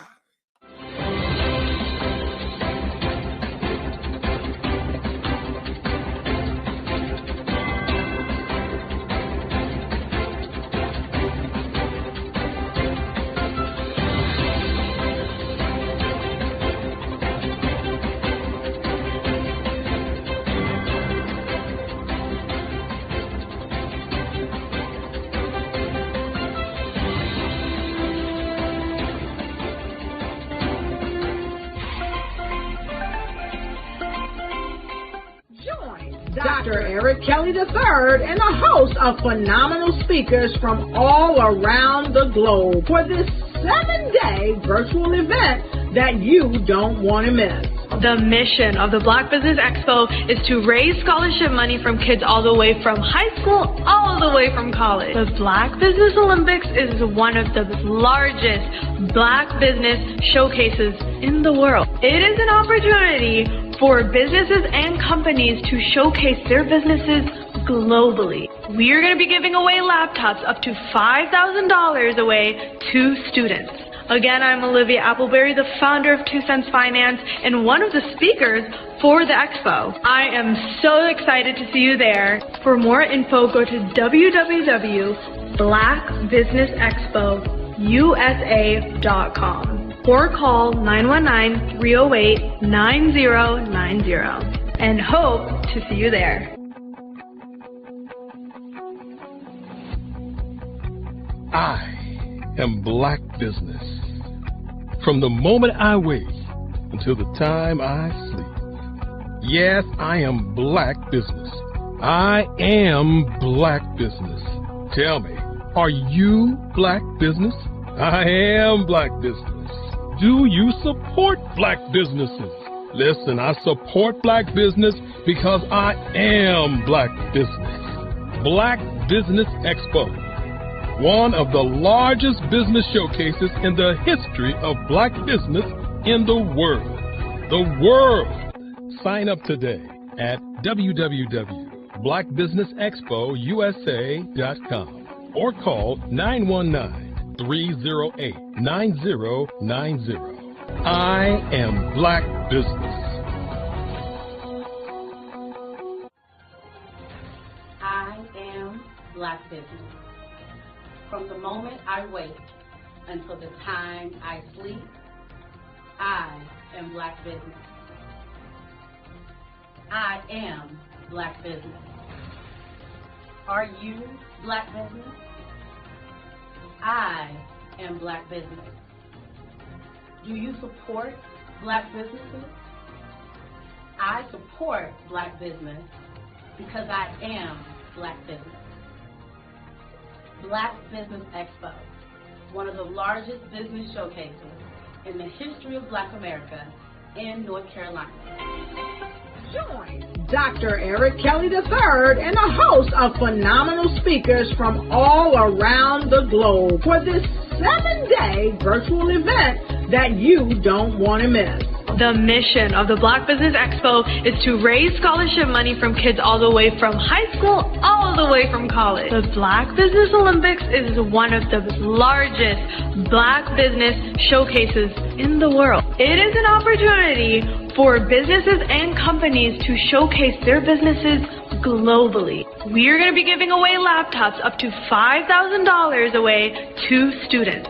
Again, I'm Olivia Appleberry, the founder of 2 Cents Finance and one of the speakers for the expo. I am so excited to see you there. For more info, go to www.blackbusinessexpousa.com or call 919-308-9090 and hope to see you there.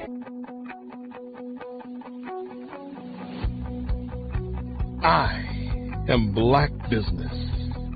From the moment I wake until the time I sleep. Yes, I am Black Business. I am Black Business. Tell me, are you Black Business? Black Business Expo, one of the largest business showcases in the history of Black business in the world.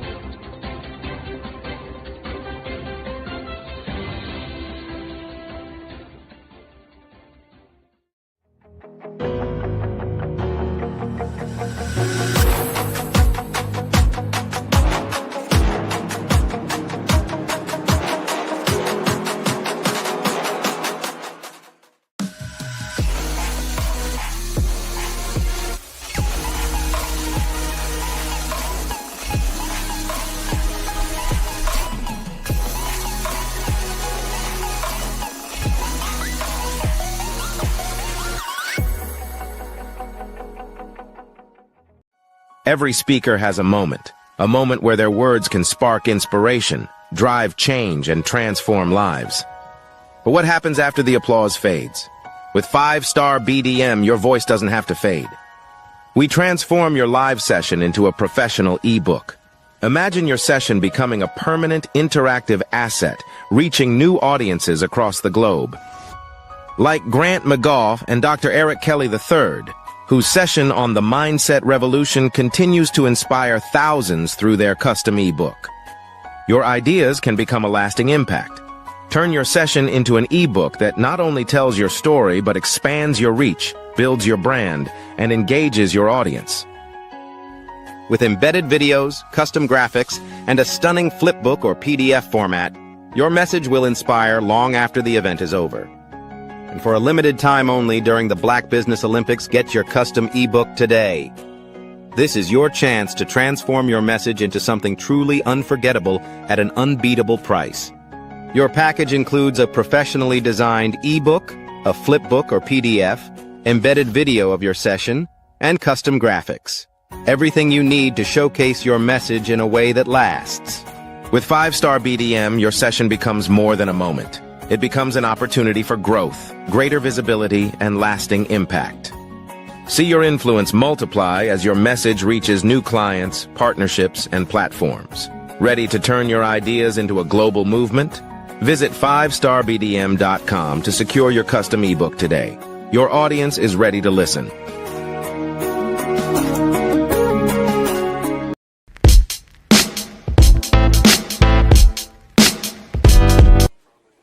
So, you going to the Christmas party on Saturday? Of course. What do you think folks will say if my wife and I didn't show up? Plus, they miss my dance moves. Please, those moves from the 80s? Seriously lame. Lame? Well, maybe a little bit, but this chief of surgery always gets the party started, sister.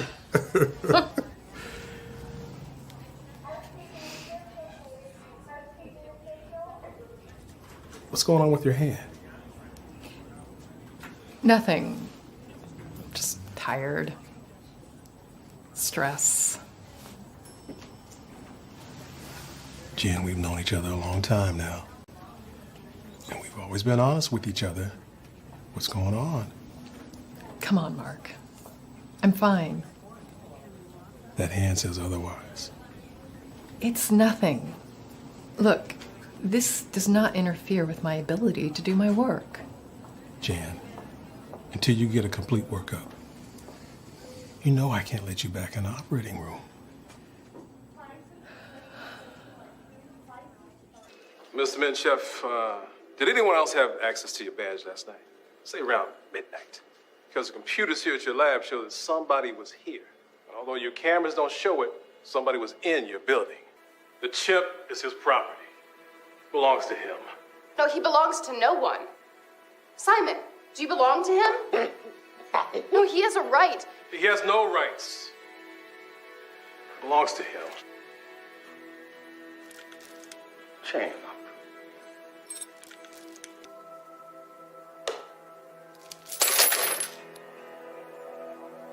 Wrong? He just wrote free man. I am not chaining him up. Hey, man, where's the bathroom, man? Huh? You know you're the only one, right? Right, and she's number 2, and that one's number 3, and number 4. All of this stuff, it's not pleasure. This is business. It's not.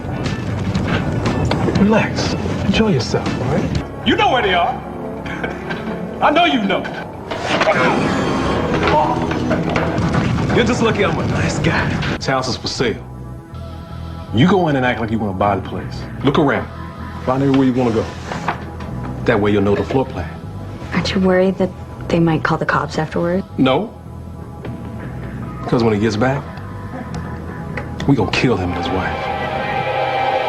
Lock this up. Somebody forgot to throw away the key.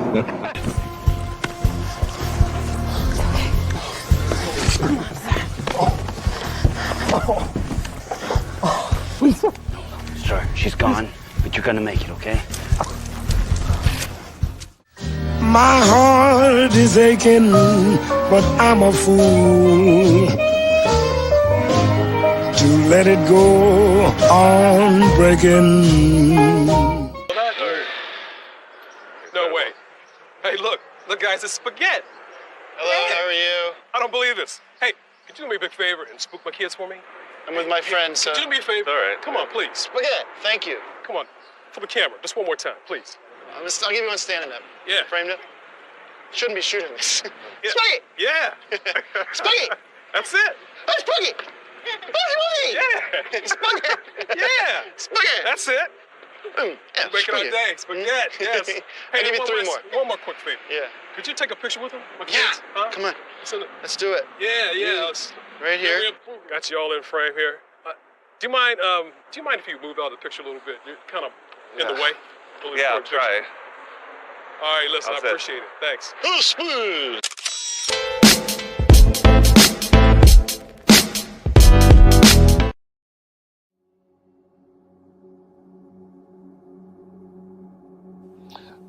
I was born and raised in southeastern West Virginia, the coal fields. My father was an AME minister.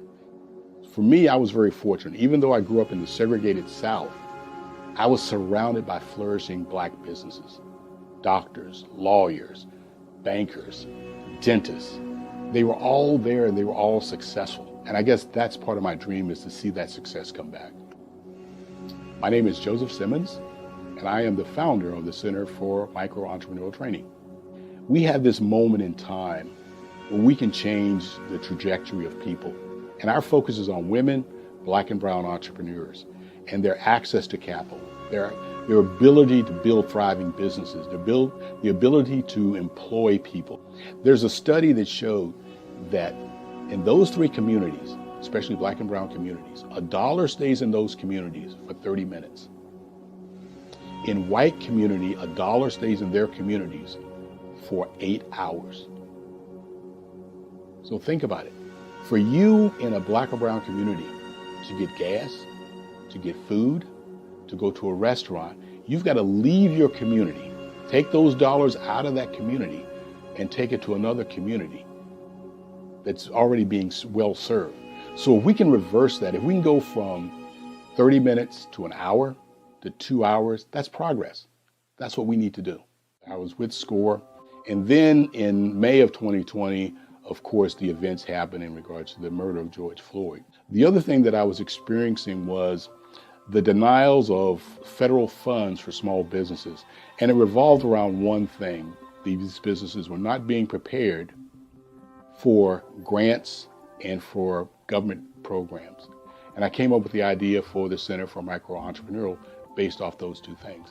Morgan Stanley had a report out in 2020, first quarter, and they talked about there were three groups that were massively devastated by COVID-19 on their business. That was 1, women, number 2, Black, and number 3, brown entrepreneurs. The research showed that they had less cash on hand, they had less opportunity to go into a bank and get money, and they were very dependent on family and friends to keep their business up and running. If we can focus on those three groups, then we can have a dramatic impact on our communities. Really, the focus is on 3 areas. And those 3 areas are 1, the people, number 2, the courses, and number 3, a support network. Here at CMAT, we will provide you with the fundamentals for generational success. And you will be creating a vibrant community by attending our 5-day immersive training course.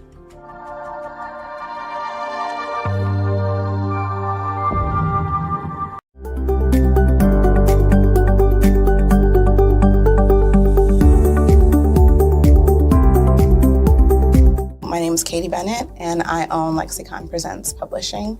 We are a publishing and media company that helps you take your story and share it with the world.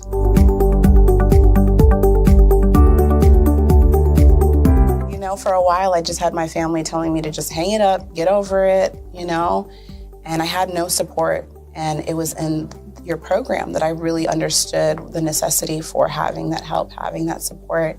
And so now I actually feel like a CEO as we scale, as our clientele changes, as my company is opening doors for other people to, you know, take care of their families.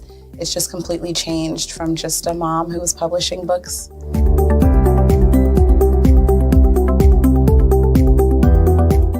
was at a point where my job, although it was paying really well, wasn't enough. And my business was always in the red, and I was tired of it. And so I came in just hoping to get some sort of help to just not end up in the red every month.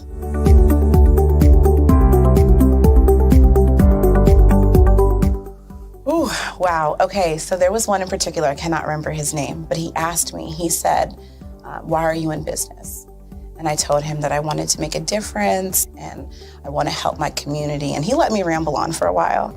And then when I was done, he was like, okay, all of those things are great. They make you a humanitarian, not a business owner. And he was the one who told me, he's like, you know, you have this great service and you're offering it at like a great value price. So to someone like myself, we don't know that we're going to get the value of what you're actually bringing. And so that gave me the confidence I needed to raise my price. It gave me the confidence to go after my actual client that I actually prefer to work with. And it really just changed everything for me. I don't think without him kind of giving me that push, I don't think I would have gotten to this point or position.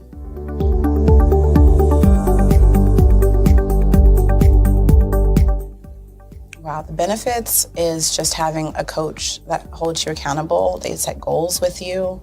That's been my favorite part. She has amazing experience, and so she brings her strategies and her ideas, and she helped me narrow down, what services I actually wanted to offer, how I could actually continue to offer it, how many clients at one time could I have. All of the information that she's given has just really transformed my entire company. And so I know I would have never gotten to where I am today and having some of these partnerships that I'm, having now without her help.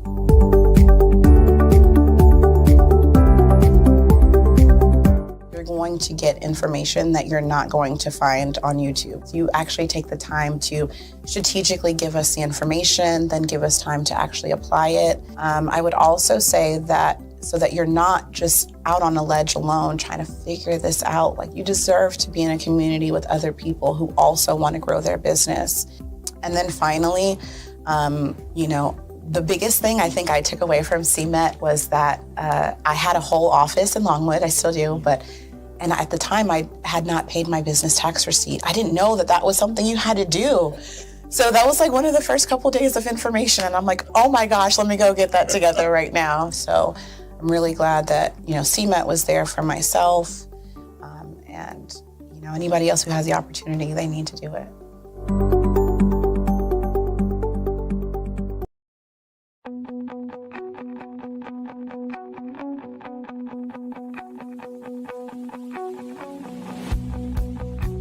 I am Black Business. From the moment I wake until the time I sleep. Yes, I am Black Business. I am Black Business. Tell me, are you Black Business? I am Black Business. Do you support Black businesses? Listen, I support Black business because I am Black Business. Black Business Expo, one of the largest business showcases in the history of Black business in the world. The world! Sign up today at www.blackbusinessexpousa.com or call 919-308-9090. I am Black Business.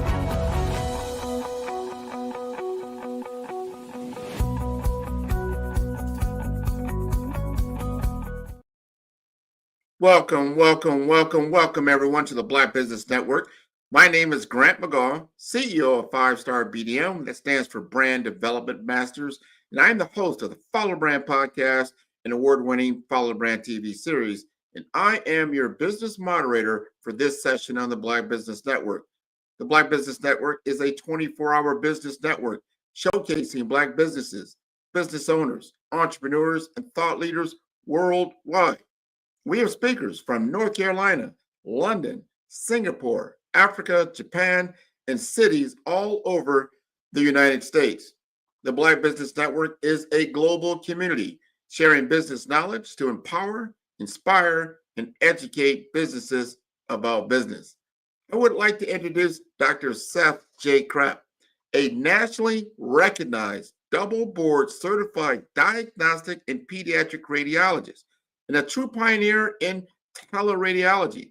As the founder and medical director of Specialty Focused Radiology, Dr. Krapp leads a physician-owned practice delivering compassionate and driven imaging services across the U.S. He's licensed in over a dozen states, and he and his team provide a high quality, tailored radiology that supports and transforms everyone that they meet. He is an author, he is a speaker. I want to welcome him, and he's also had roles like the vice president of the Florida State Medical Association, and his commitment to mentorship and expanding access to care continues to inspire the next generation of radiology professionals. So I'd like to bring him to the stage. Dr. Seth, how are you doing today? Good morning, Grant. How are you? It's good to see you again. It's always a pleasure. I love what you're doing. Now, we've known each other now a few years. I mean, going back, I think it might have been pre-pandemic. I'm not sure. Then I got to see you. You know, we've been doing some business here in South Florida, and then also in your home in Tampa. And I learned so much from what you do, but I don't think a lot of people understand radiology. A lot of people get, certain work done. They have to go see the imaging or radiology within a hospital or something like that. But there's a whole, enterprise around that. So I want to understand first how you built a nationally recognized teleradiology practice with a very strong focus on compassionate care. And we want to understand what inspired you to create this radiology clinic and how has your vision evolved since its inception? Absolutely. Thank you so much for the question. So as you mentioned, we've known each other for some time. You've probably seen different stages the company, the practice evolved. So specialty focused radiology is a virtual radiology practice. We practice in the cloud remotely, covering clinical facilities, mostly on the outpatient side. So someone goes in to get an injury evaluated, they receive an x-ray, or say someone may go and get a mammogram for a screening test, or any type of imaging study. We partner with the facilities that provide those services, and we do the professional interpretation of those studies. So the way that we evolved, and I'll walk back a little bit. So radiologists have been doing remote reading for probably 4 decades, since the 80s. The inception of the concept of teleradiology as sort of a common term pretty much goes back to the late 80s, early 90s. The need arose because hospital coverage evolved from just routine day-to-day care, evening hours, to 24/7 services. So the radiologists, being the consultative service that we are, because we consult with other doctors, your surgeons, your OBGYNs, your pediatricians, your internists, your cardiologists, when they order tests for patients, we consult with them. We let them know what we recommend as far as imaging evaluation, and then they send the patient to get the study done. Now, many years ago, most times these facilities would be owned by a radiologist. So we would not only be providing the technical side of the study where you go in and actually have it done, but we also do the professional side where we interpret the study and provide a report for the referring doctor that we consulted with. So teleradiology evolved because radiologists would have to cover hospitals 24 hours a day, overnight, evening, early in the morning. And we would have telephones and also film, where you would have a courier bring the film to wherever the radiologist is, and then they would interpret it, fax a report back. Old school, right? Now, fast forward, we evolved into what's called picture archiving and communication systems. And I know you're an extremely savvy tech professional, so you know what this is. But for the common, the lay people and those who don't know, so a picture archiving communication system is a computer software program. Basically, it's downloaded on the computer, and you can use it to look at medical images. So once that evolved, now we can actually use internet to look at the images at home. And then now we can also do reporting, dictating reports. We moved on from using transcriptionists that would type the reports and send them over. And now most people, like if you're using email and you're using your phone, you can actually dictate a text message. So that's the technology that we've been using for, 3 decades now. So radiologists have been at the forefront of technology, especially in the medical space for many, many, many years. Interesting. I'm glad you gave us a definition and a better understanding of radiology, teleradiology, and what that is, especially using high tech for imaging. This is so important. Now, you also yourself, you hold a rare dual board certification in both diagnostic and pediatric radiology. It's very unique. And I want to understand how this unique expertise has shaped your approach to delivering specialized care, especially in diverse communities across the United States. Absolutely. So yes, that is, radiologists are trained, it takes a good amount of time to become a radiologist, after medical school and obviously college, that's like, a lengthy time. It takes 5 years to become a board certified radiologist. Most radiologists pursue additional training, which I did. I pursued an additional fellowship in pediatric radiology. So I'm a subspecialist in that area. And the focus there is because pediatric radiologists are a rarer breed of radiologists. Some would say unicorns. As far as numbers, radiologists are probably in the 30,000 number in terms of in the United States. Pediatric radiologists are about 3 to 4% of that. So you're talking like less than 2,000, right, in the United States of America. Contrast that with somewhere like Africa, where you probably have like less than 600 on the continent. So we're more advanced, more numerous here in the US, but definitely I saw a need there, a specific need to service pediatric focused facilities and hospitals. And we're doing that now. We're partnering with, hospitals to provide those services. In our group, we have about 30% of our radiologists are pediatric trained, fellowship trained. So in terms of, specialty focused radiology, we do have a subdivision. You might see that here on my shirt. It's Pediatric Teleradiology Partners. It's a subdivision of the larger practice, but that focus is specifically on pediatric facilities. And we do general radiology, teleradiology work with other entities as well, but that's just a specific niche that we do.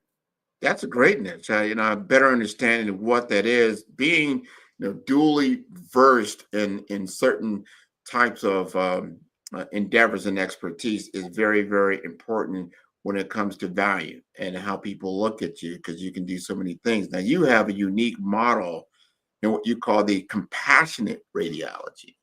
Compassionate radiology, which is transforming lives one report at a time. That is your kind of your tagline in what you do. Now, what does compassionate care look like, in a world of virtual medicine and teleradiology?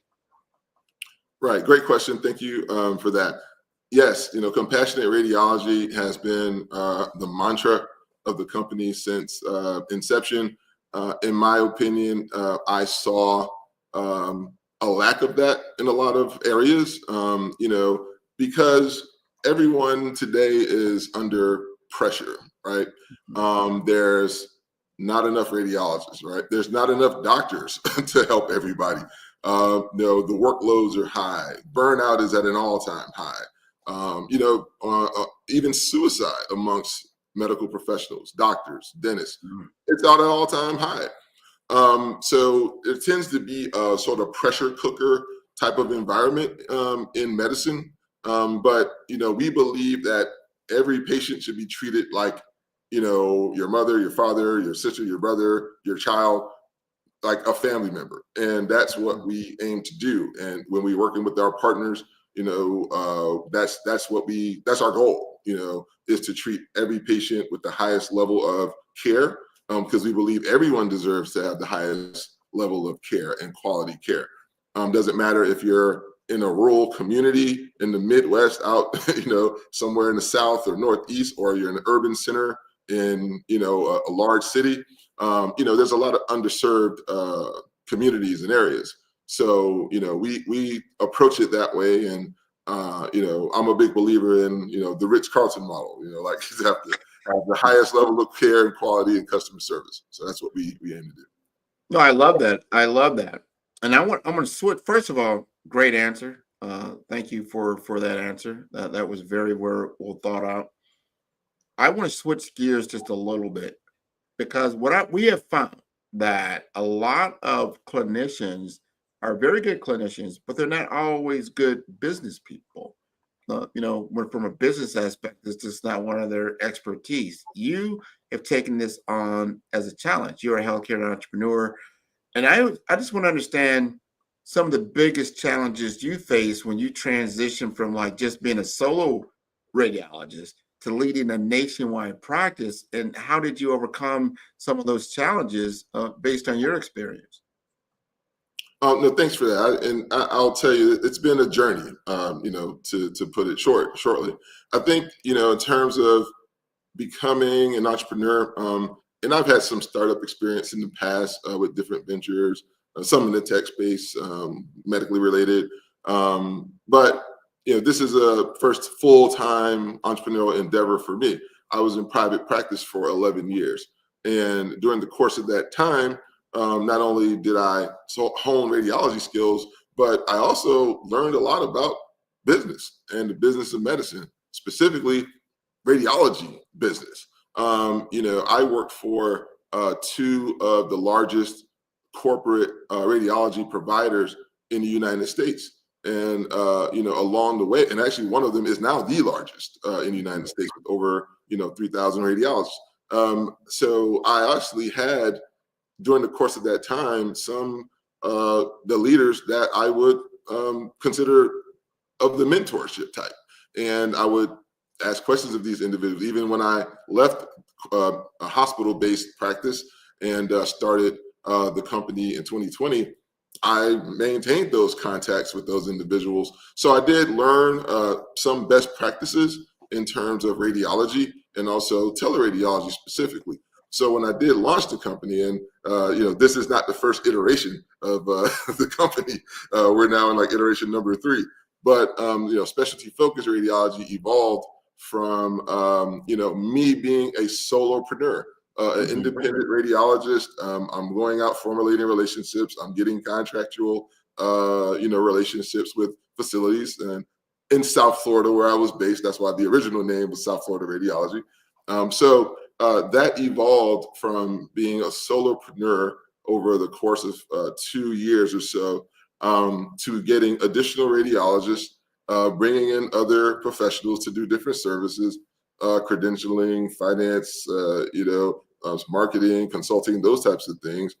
And then, evolving even further in 2023, hiring a full-time clinical operations manager who came from a larger teleradiology practice, and then adding additional radiologists. So just growing organically but steadily over time to become, working in different states. Now we're in 3 different states, going on 4. We're going to be in 7 additional states by September and moving into December and the top of next year. So that's the, I would say, growth evolution and timeline. So it's been a process, but really the key was taking the best practices from the most successful radiology practices that I had been a member of and worked with and for, and adopting the best practices and also learning along the way. And there's been several things that have helped tremendously along the way. I have to give a shout out to Goldman Sachs 10,000 Small Businesses program that recently completed that in May when I graduated there. Tremendous experience. I know some of my cohort members may be here, so just wanted to say that. But yeah, just picking up these things, studying business. And Grant, as an entrepreneur, there's no I don't think there's a course that you could just sign up and all the answers are there. It's a process. You learn by doing and iterating, and I think that's the process for me. No, and you said it. It is a learned experience over time, and you don't know what you don't know until you need to know. But you did the right thing and getting mentorship, from the Golden Sachs. I think it's called the 10KSP program, and there's a Black Ambition Fund around that. And these are kinds of things that you want to invest your time into, get tapped to be a part of that, so you can truly understand what it takes. I always tell people, you got to understand, how high the mountain is and what's it's going to take to get there.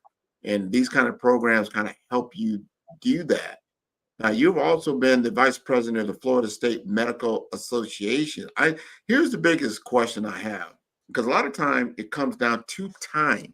How much time do you have that you can balance entrepreneurship, advocacy, and then clinical excellence, doing all these things simultaneously? How are you balancing your time? That's a really great question. And I'm like, what time is it right now? Right? Like, so you're always like watching the clock, right? The calendar is always changing. But seriously, I think I've always done community service. It's been something that I've been involved with so my whole career. From working on the local level with National Medical Association groups, say like T. Leroy Jefferson Medical Society when I was living in South Florida in Palm Beach, James W. Bridges, and now the Bay Area Medical Association, which I'm on the executive board for, vice president there, and also the Florida State Medical Association, which is another NMA affiliated group for the state of Florida for the past 7 years. But also fraternities, I work through, 100 Black Men, Alpha Phi Alpha, those types of organizations where you have these opportunities and you can see, how can I tie this into what I'm doing professionally, or vice versa? What professionally am I doing that I could bring to these organizations? And just finding some way to make the connection and connect the dots. The mentorship piece, that's just something I believe in because I was mentored. And I think, it doesn't matter what stage you're at. And I've learned this, everyone has a mentor, usually in some way. The most successful people have mentors. And, maybe that mentorship goes up different levels depending on where you are. But I think, those who are intelligent and wise seek out mentorship at different levels in business, entrepreneurship, and professionally. And I know I would not be where I'm at today without mentorship from many people along the way. So I do try to give back in that way to those coming behind me. And it's especially rewarding, when I have a student an email or a note from a student that I've communicated with, and hey, I've made it into medical school. I'm starting next summer, or I'm starting this year, or I got accepted into radiology residency. I'm going to be a radiologist now, or and you see the evolution. And that's the most rewarding piece for me. That's a great rewarding piece. I mean, not only what you just said there and how you're mentoring, you've authored a clinical textbook and a children's book on x-rays. I mean, that's one of, so you're inspiring people that are, let's say they're in college, like you said, medical professionals, but then young people that are coming up the ranks that may be interested in something like, radiology and what it is all about, man. I mean, so are these books available? Talk to us as the author, Dr. Seth. Okay. Yeah, well, definitely have to give a shout out to one of my best friends in the world, Dr. Luther Adair II, because Luther's father was also a very, very successful radiologist in his own right up at Meharry Medical College. Shout out to Meharry. I'm an alumni from Meharry, but Luther's as well. So Luther had the idea about the children's book, learning about x-rays with Lula and Ethan. It was, his idea with that, and the concept came about. He reached out to me because I'm a pediatric radiologist. So it was like, well, how can we make this appeal to children? And, I had a chance to work with him on that. And very successful. We got some accolades from some of the major radiology organizations, and some acknowledgments from them in terms of just teaching about x-rays, removing that fear. So it's designed to have children have a little bit of an understanding, because it can be very intimidating when they go in to have these tests. They see these big machines and you're in the hospital, and obviously sometimes there's child life specialists that kind of walk them and help them through that. But the book is designed to just set them at ease a little bit, so before they get there they have a little bit more understanding. So it's been available on Amazon and other online sources. So well, thank you. That's what we need. We need a library of knowledge. It's that familiarity, so you kind of know what you're walking yourself into. But as kids, and then again, they want to see people that look like them. Like, wow, this Dr. Seth, look at what he's doing. I can do that. Wow, and he's making it seem so easy. But you got to do your due diligence, do the work. But you can certainly arrive at at your goal that you're trying to attain. Now, here's my question to you. You said now specialty focused radiology. What you're doing now, you have a mission. Help us understand what it takes. If I were a hospital system potentially looking to do business with you, why would I want to do business with specialty focused radiology? Yes, specialty focused is a niche boutique virtual radiology practice. So our goal is to select and partner with the right hospital systems, companies, sharing a similar philosophy of mainly focused on providing the highest level of patient care, but in our world, the highest level of radiology expertise and also subspecialized expertise. As I mentioned, pediatric radiologists are about 3% of all radiologists. In our group, we have 30%, but that's not it. That's not all. We have radiologists that specialize in women's imaging, MRI, interpretations, body imaging, which is imaging of your core, like your chest, your abdomen, your pelvis, and also the pediatric piece that I mentioned. And we're expanding that, into neuroradiology and others. So we do general radiology, but we think a lot of the issue is the shortage of radiologists. There's not enough to go around. So a lot of hospitals are underserved when it comes to having specialized services and interpretations with their specific facilities. So we're able to bridge that gap and provide those additional services for them that they may not be able to access because of location. They can't recruit radiologists to the area. So those are the types of partners we're looking for. And we'd like to be the company that provides that additional service level and expertise. I think that's important to understand your why. I think a lot of people, when you go to the hospital system or when your doctor orders radiology, you don't realize you're going to a different company. It's a referrer to someone else. It's not really a part, directly a part of the hospital system.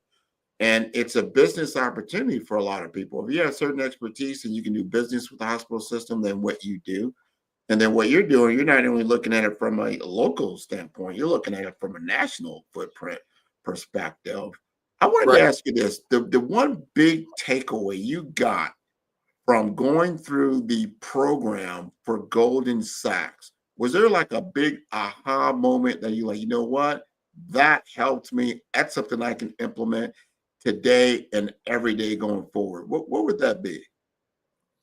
I would say if there's one, because there were many, I could tell you a lot of lessons learned and great. I mean, just the most top level, educational experience as far as fundamentals of business and entrepreneurship. I highly recommend it for anyone. Also, I'll answer that and then turn to another one, the Black Ambition one. So I'll say Goldman Sachs, I think the one thing, if I could say to take away, or I took away, was you have to be working on your business, not in your business. And that was me. I was like, 20 hours a day, just doing everything. And even if you're organized, it's still it's too much for one person. So if you're not delegating, if you're not bringing in the right team, you're not formulating strategy, these things are helpful so you can be working on your business and the growth of it and the trajectory versus just constantly being in the business and you're not seeing the big picture. So that's the one I would say takeaway, but there were many. Black Ambition, I would say, Pharrell Williams, outstanding organization. He started there, and I would recommend that. That's for Florida founders. They take 500 from across the state of Florida, high level educational. They put together modules and go through a lot of the fundamentals as well. So definitely shout out to Pharrell Williams and the Black Ambition for that. I recommend both. I think you cannot have enough education when it comes to. I think it's like it never stops. So I think the more that you get, the more experience you get. I'm actually going to be participating in another one coming up soon, entrepreneurs organization that a colleague of mine recommended, and it's another another resource, right? And I think the more you have, the more experience you get, and doing business that's the best education that you can get, right? Absolutely. I mean, that is a teaching tool. One of my big soapboxes I've been on lately is to understand the game of Monopoly. I want our kids to understand the game of Monopoly. What you kind of just said just now. If you're only not like when you go to school and that type of thing, they teach you how to pass go. That's basically it. They teach this is how you pass go and collect $200. You're a radiologist. You perform radiology. You collect $200. You pass go. But that is not how you win the game, right? The game is won because over time, you can afford some of the things you're going to land on, all the other properties and the bills that you get over time. But over time, people start to accumulate property, they accumulate assets. And then over time, that same property you went to before was only $15 in rent. Now it's $150. So pass and go is not going to get you there, right? You got to accumulate assets, and that buying a house, that's getting your business. And then obviously expanding that business, you get a hotel. Things that you need to start thinking about. This is the game that we are playing, whether you like it or not. This is what capitalism is all about. So we should be working on getting the business. That's what the Black Business Expo, the Black Business Network is all about. Getting the business, operating the business, and then being successful in the business is very, very influential. Now, as you look ahead in what you're doing for the future of radiology and then healthcare access, I know you're big in mentorship, you're big in health equity. How can community-based entrepreneurship play a role in driving systemic change? Well, I think that it has to be more of collective efforts and looking at strategic opportunities to work together. A lot of, I think, successful businesses are successful because they have the right business network. And the network is the network. We all have heard it, but it's true. Working collectively with community partners, and again, we're all in different spaces. But guess what? I mean, if someone's in branding, or someone's in digital marketing, someone might be in supply, someone might be in apparel. There's always different things you can look at and to say, well, hey, how can I support your business? And how can I support their business? How can they support me? What can we do? So I think looking at it from a larger collective strategic approach is the way that community entrepreneurs in the community can work together to achieve larger goals and at scale. So I think that's something that, obviously Black Business Network can do. We can all do independently in our own, chambers and so on and so forth. But I think that's one way to kind of just strategically look at the business networks. And that's why, platforms like this are extremely important to help get the word out about businesses, and utilizing, 5-star, your organization and others to get the word out about your business and connect with others with similar philosophies. I agree with that. I want to walk the audience back to just me and you, how we came together through a mutual acquaintance. And it's because of my work within the HIMSS organization, which is the Health Informatics Systems Society, which is around health technology, right? We had a mutual acquaintance in that world who introduced me to you. You say, hey, you know what? I think you would benefit from talking to one of my colleagues, Dr. Seth Krepp, as he's in radiology. He's also in Florida, and I don't know if you were in Florida at the time, but I know you go back and forth and that kind of thing. Sometimes you're in South Florida, sometimes you're in Tampa, which you are now. And we got to talking. This is over time. This was like back in 2022, somewhere in that area. And we kept the conversation going. Then we got introduced into a whole nother group of individuals through the ICABA network, ICABA for Black professionals. And there you were also became a member. You were recognized for your work. I've been working with that organization for a number of years, right? And then we continue to work together. And then just I think it was last fall, we had the NAHSE, which is the National Association of Health Services Executives. And I said, hey, Dr. Seth, why don't you come on out? We're going to be in Tampa. We're going to have a Yacht Experience Executive Leadership Forum. Why don't you go ahead and join? And he said, yeah, you know what? I got you. I mean, you're going to be in my town. Obviously, you know, I'm going to welcome you and I'm going to host you a little bit. And we got out there, had a great conversation. This is how you expand network. This is how you expand influence. People understand what you do, why you do it, and who you impact. And here we are today in June of 2025, continuing to have network discussion, continue to understand business and the evolution of yourself over time. And to your point, how can we help other people? Like, wow, I see what Dr. Seth is doing.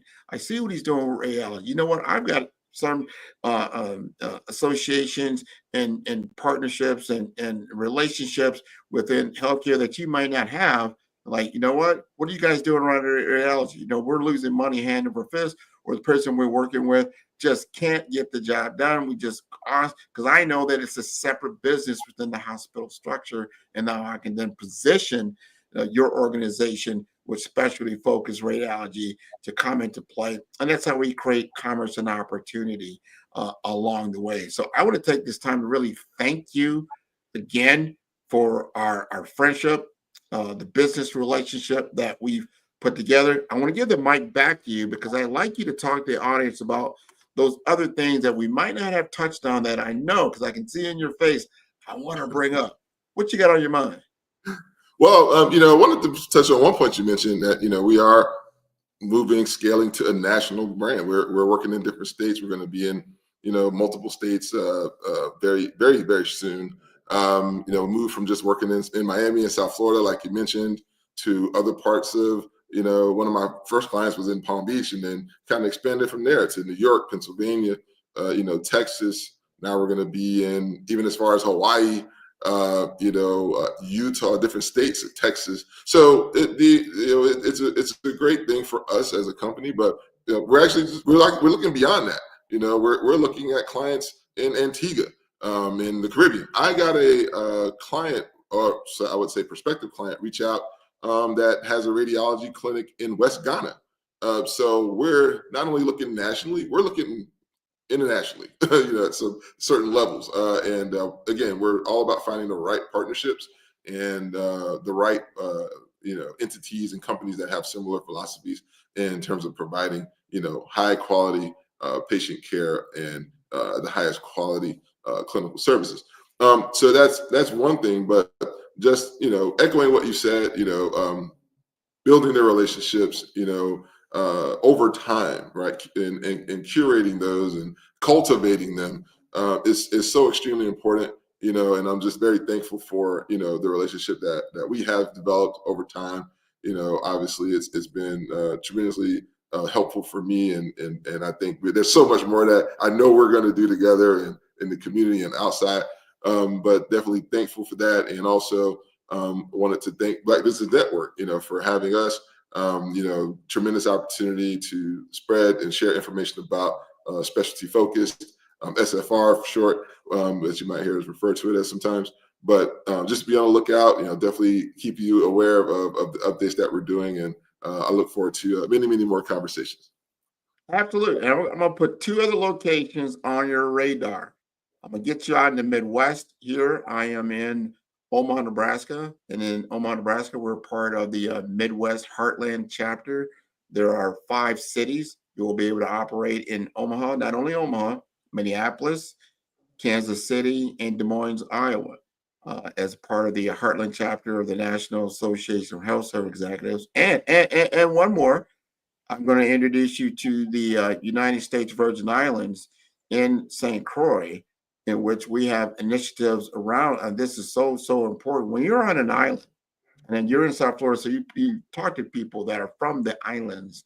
There's a lot of people that are, but it's a limited experience certain times, like especially when it comes to healthcare. You just don't have the same type of access.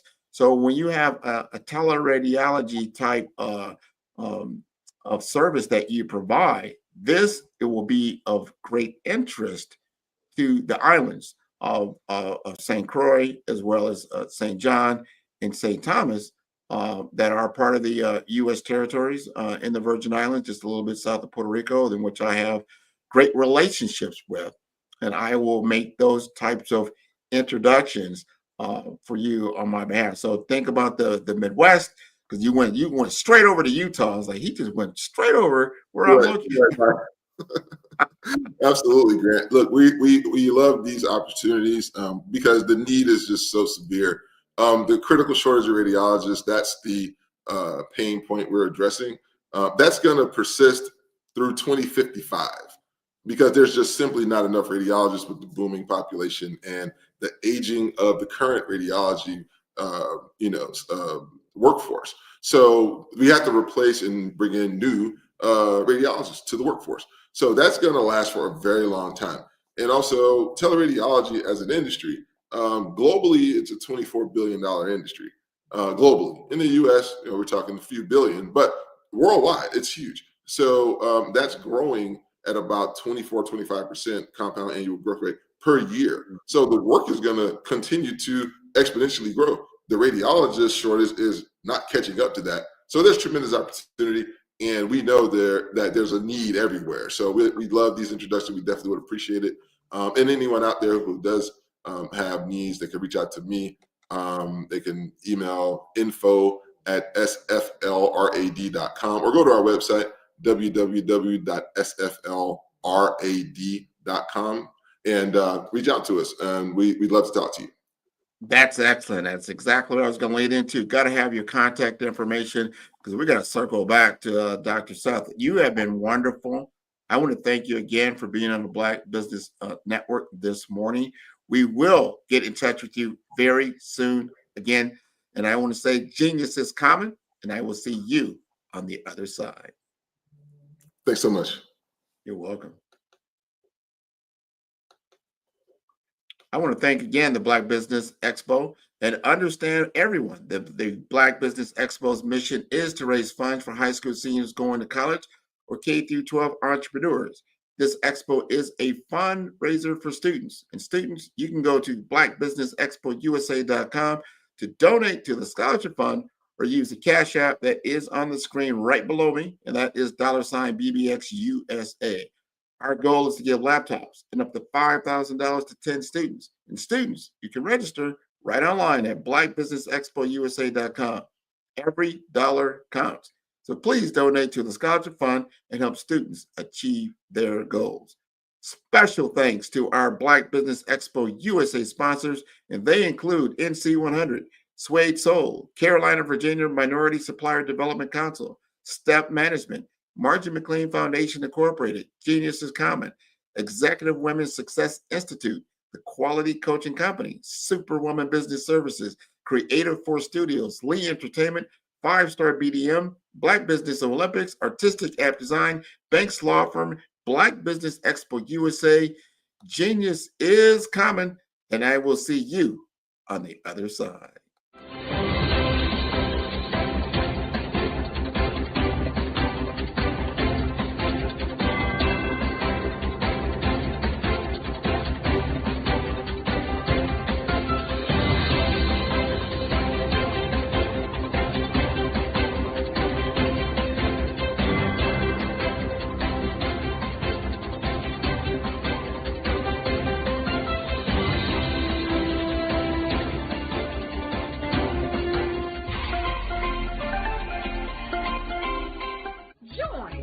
Dr. Eric Kelly III and a host of phenomenal speakers from all around the globe for this 7-day virtual event that you don't want to miss.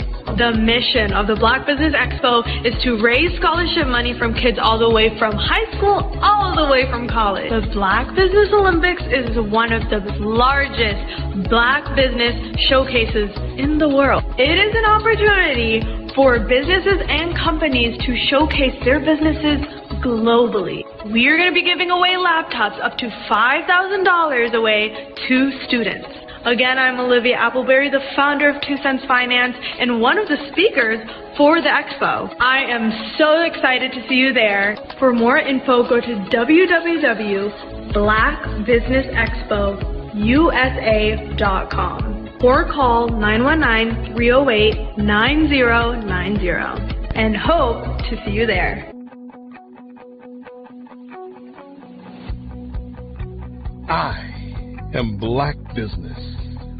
From the moment I wake until the time I sleep. Yes, I am Black Business. I am Black Business. Tell me, are you Black Business? I am Black Business. Do you support Black businesses? Listen, I support Black business because I am Black Business. Black Business Expo, one of the largest business showcases in the history of Black business in the world. The world!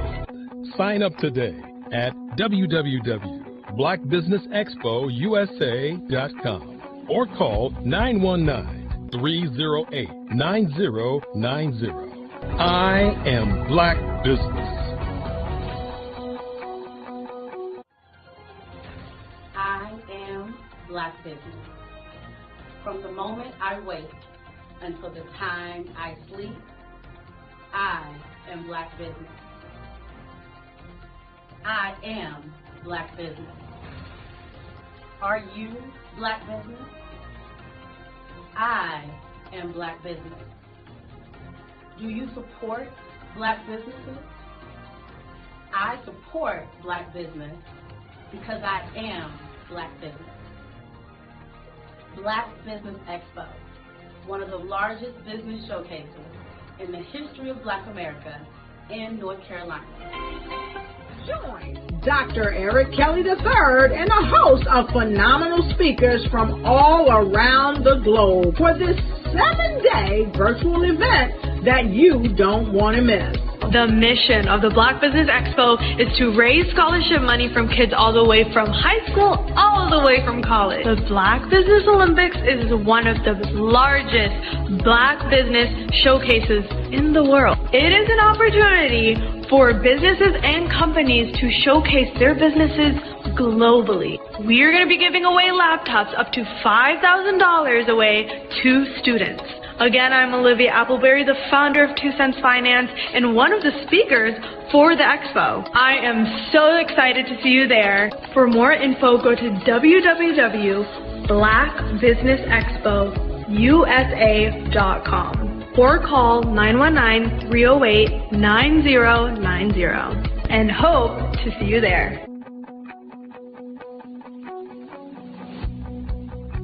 I am Black Business.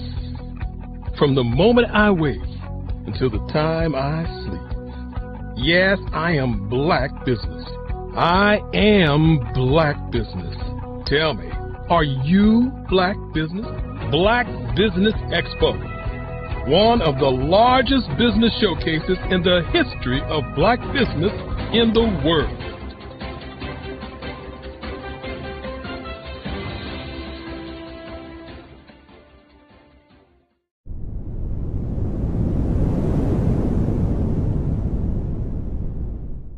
What if leadership wasn't about titles, but trials?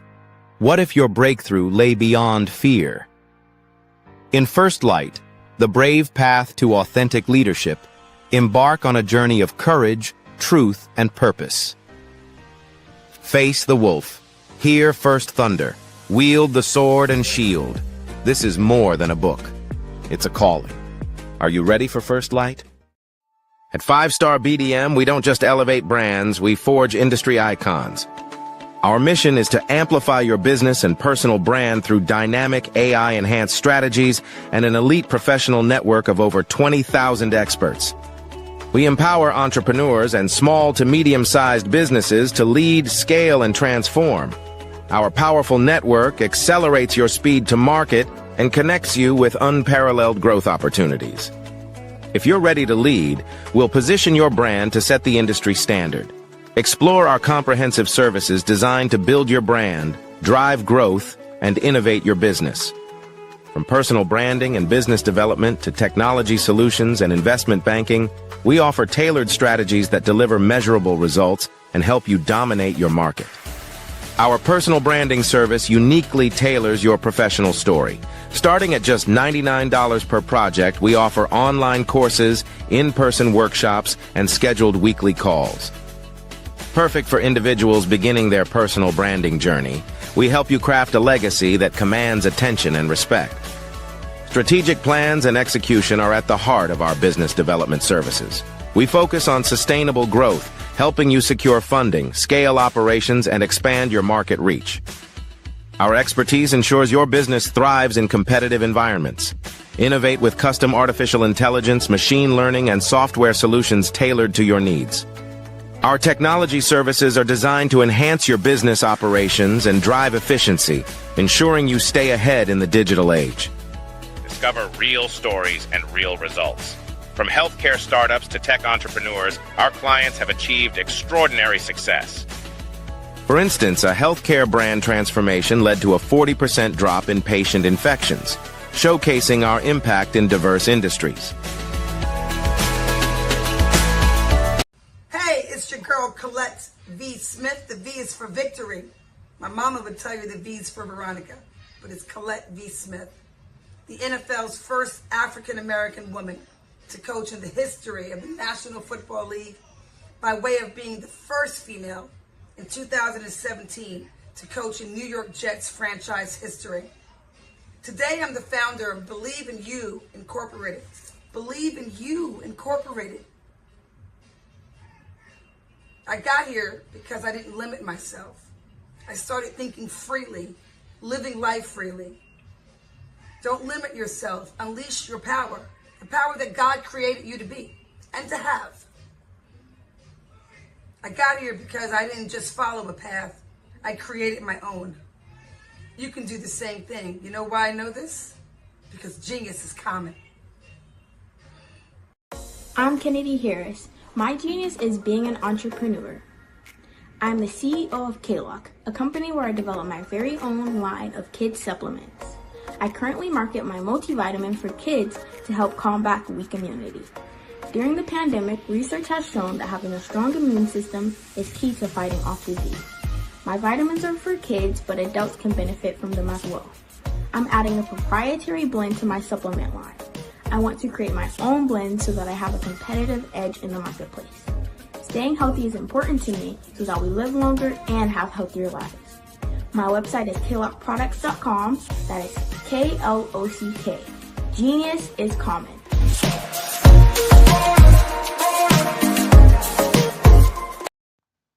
Genius is common. And my genius is nutritional strategy. I am Shawnee Smith, the owner and creator of Can Do Spice. Can Do Spice was created because I knew that adding herbal and mineral supplements to my diet did not have to be boring. In fact, because I'm a food enthusiast, I knew I could create something flavorful and explosive that also had the benefit of adding herbal supplements such as sea moss, bladderwrack, burdock root, and black seed, just to name a few. I invite you to take this journey with me where we come together and take control of our nutritional health. It is my way of sharing my genius, the gift of flavor and the healing power of herbs to the world. What is your genius?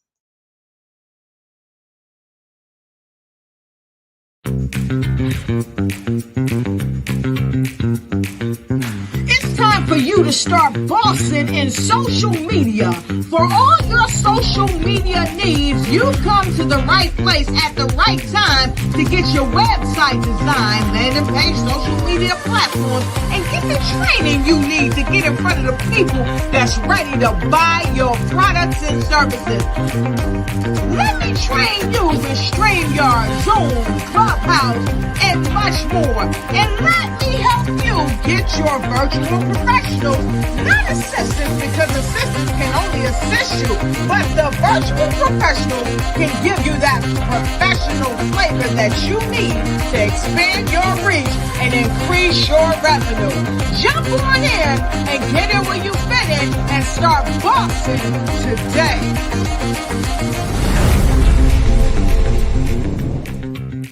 Phenomenal Tanya T. Wise, who is here from the great state of Maryland. Tanya, welcome and thank you for being with us today. Can you indulge our audience a little bit and tell them just a little bit more about who you are and what it is that you do? Well, I love being able to talk to people and have a magnetic attitude, being able to just show them. So I always like to say, level up is Coach at Tanya T. Wise here.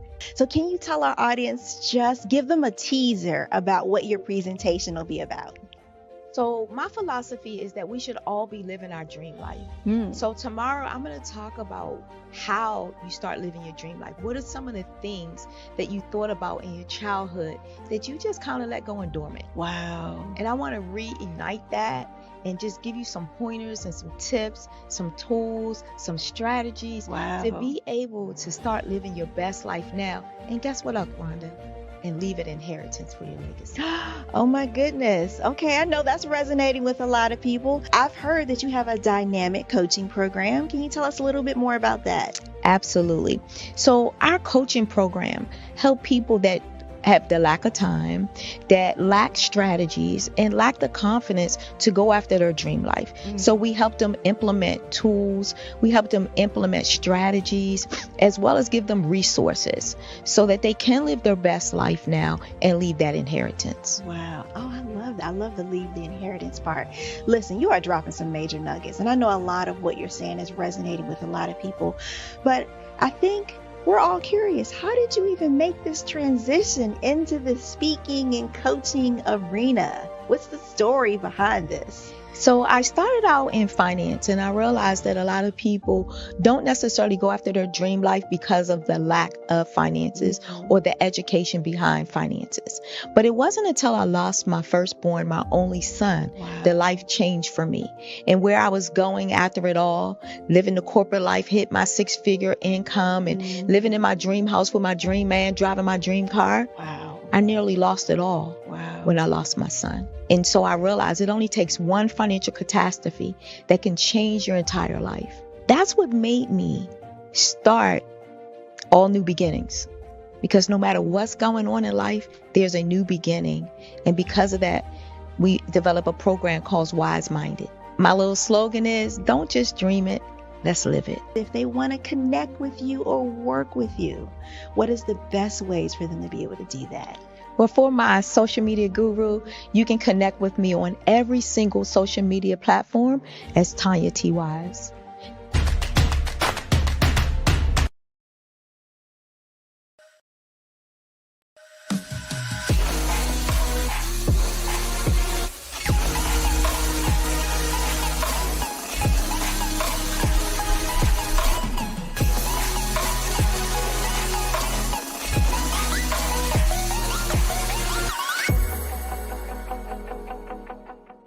The Black Business Expo's mission is to raise funds for high school seniors going to college or K-12 entrepreneurs. This expo is a fundraiser for students. Please, you may go to www.blackbusinessexpousa.com to donate to the scholarship fund or use the Cash App at $BBXUSA. Our goal is to give laptops and up to $5,000 to 10 students. Students can register online at www.blackbusinessexpousa.com. Every dollar counts. Please donate to the Black Business Expo USA Scholarship Fund.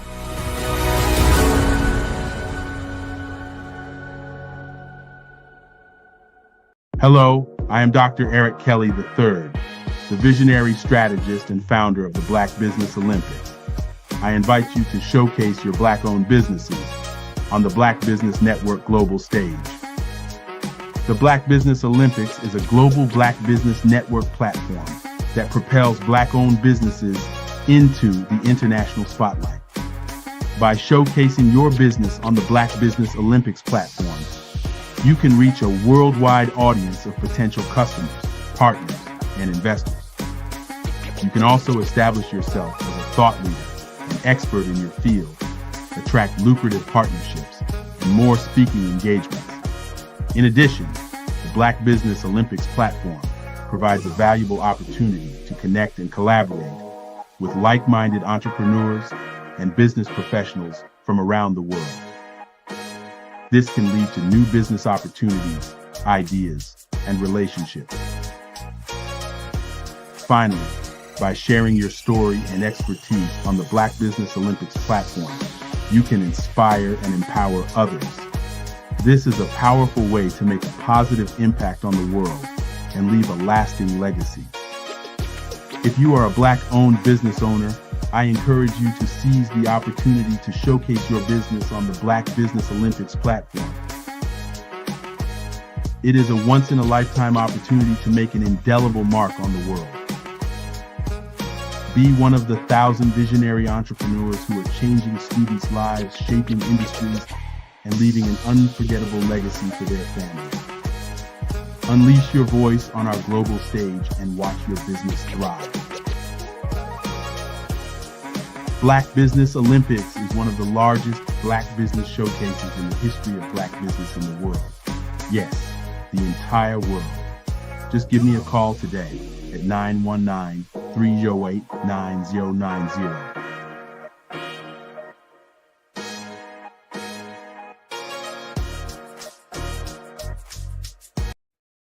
Hey everyone, it's Grant McGaw, CEO of 5-Star BDM and host of the award-winning Follow the Brand podcast and TV series, where I help you to build a 5-star brand that people will follow. My genius is personal brand development through intelligent communication and helping you achieve your business and career goals. I am a requested speaker on digital technology and brand development issues. I want to work with you to increase the value of your current opportunities while attracting new ones. Every one of you is unique, and we all share challenges that can be addressed through smart branding. As a super connector, I work with you as an executive coach to guide you along the complicated business and career development road, providing the enhancement tools and information you need to succeed. Together, I will help you succeed in today's challenging business climate. I will evaluate and measure your progress. Best of all, I am right alongside you every step of the way. Build the brand called you. Genius is coming.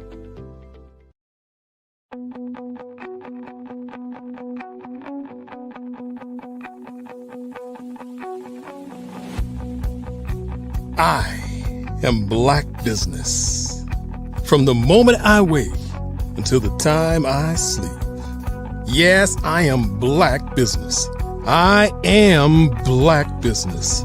Tell me, are you Black Business? I am Black Business. Do you support Black businesses? Listen, I support Black business because I am Black Business. Black Business Expo, one of the largest business showcases in the history of Black business in the world. The world! Sign up today at www.blackbusinessexpousa.com or call 919-308-9090. I am Black Business.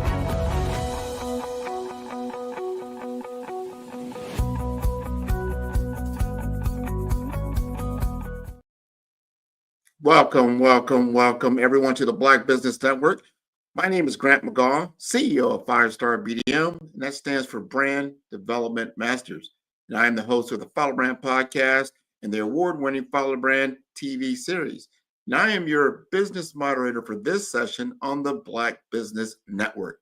The Black Business Network is a 24-hour business network showcasing Black businesses, business owners, entrepreneurs, and thought leaders worldwide. And we have speakers from North Carolina, London, Singapore, Africa, Japan, and cities all over the United States. The Black Business Network is a global community sharing business knowledge to empower, inspire, and educate businesses about business. And I would like to introduce S. Lewis Campbell. She is an award-winning publisher, trusted manuscript mentor, and the powerhouse founder of Re-Ink Publications, a company dedicated to elevating diverse voices and transforming raw manuscripts into impactful published works. She is a LinkedIn top writing voice and a seasoned manuscript magician who brings over 30 years of experience to the publishing world, having guided more than 50 debut authors to best-selling status and worked on 500 books across her particular expertise. And she is known for preserving each author's authentic voice while delivering industry-level policy. So I would like to introduce her to the Black Business Olympics. How are you doing, Shara?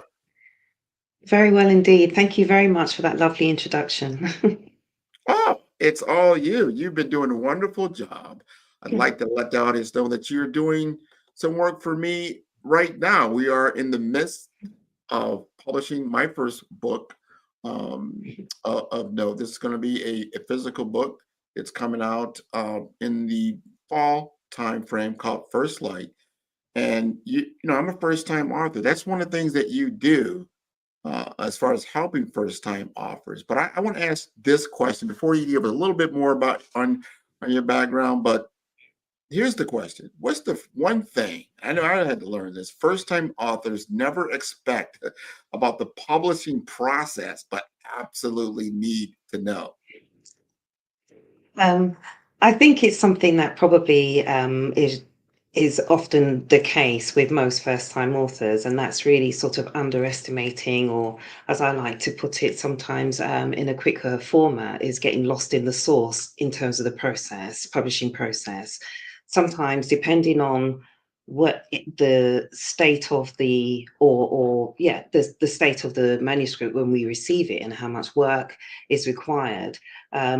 First-time authors just think once the written work is completed, it's just about being published, which is very much far from the case. It can sometimes be a long, arduous process, which, when you're looking at style, formatting, editing, proofreading, and it will have plenty of that being done. It's just never once done on, edited once or anything like that. In my own expertise, I'll look at anything we get in beforehand, before I hand it to the team, for their expertise.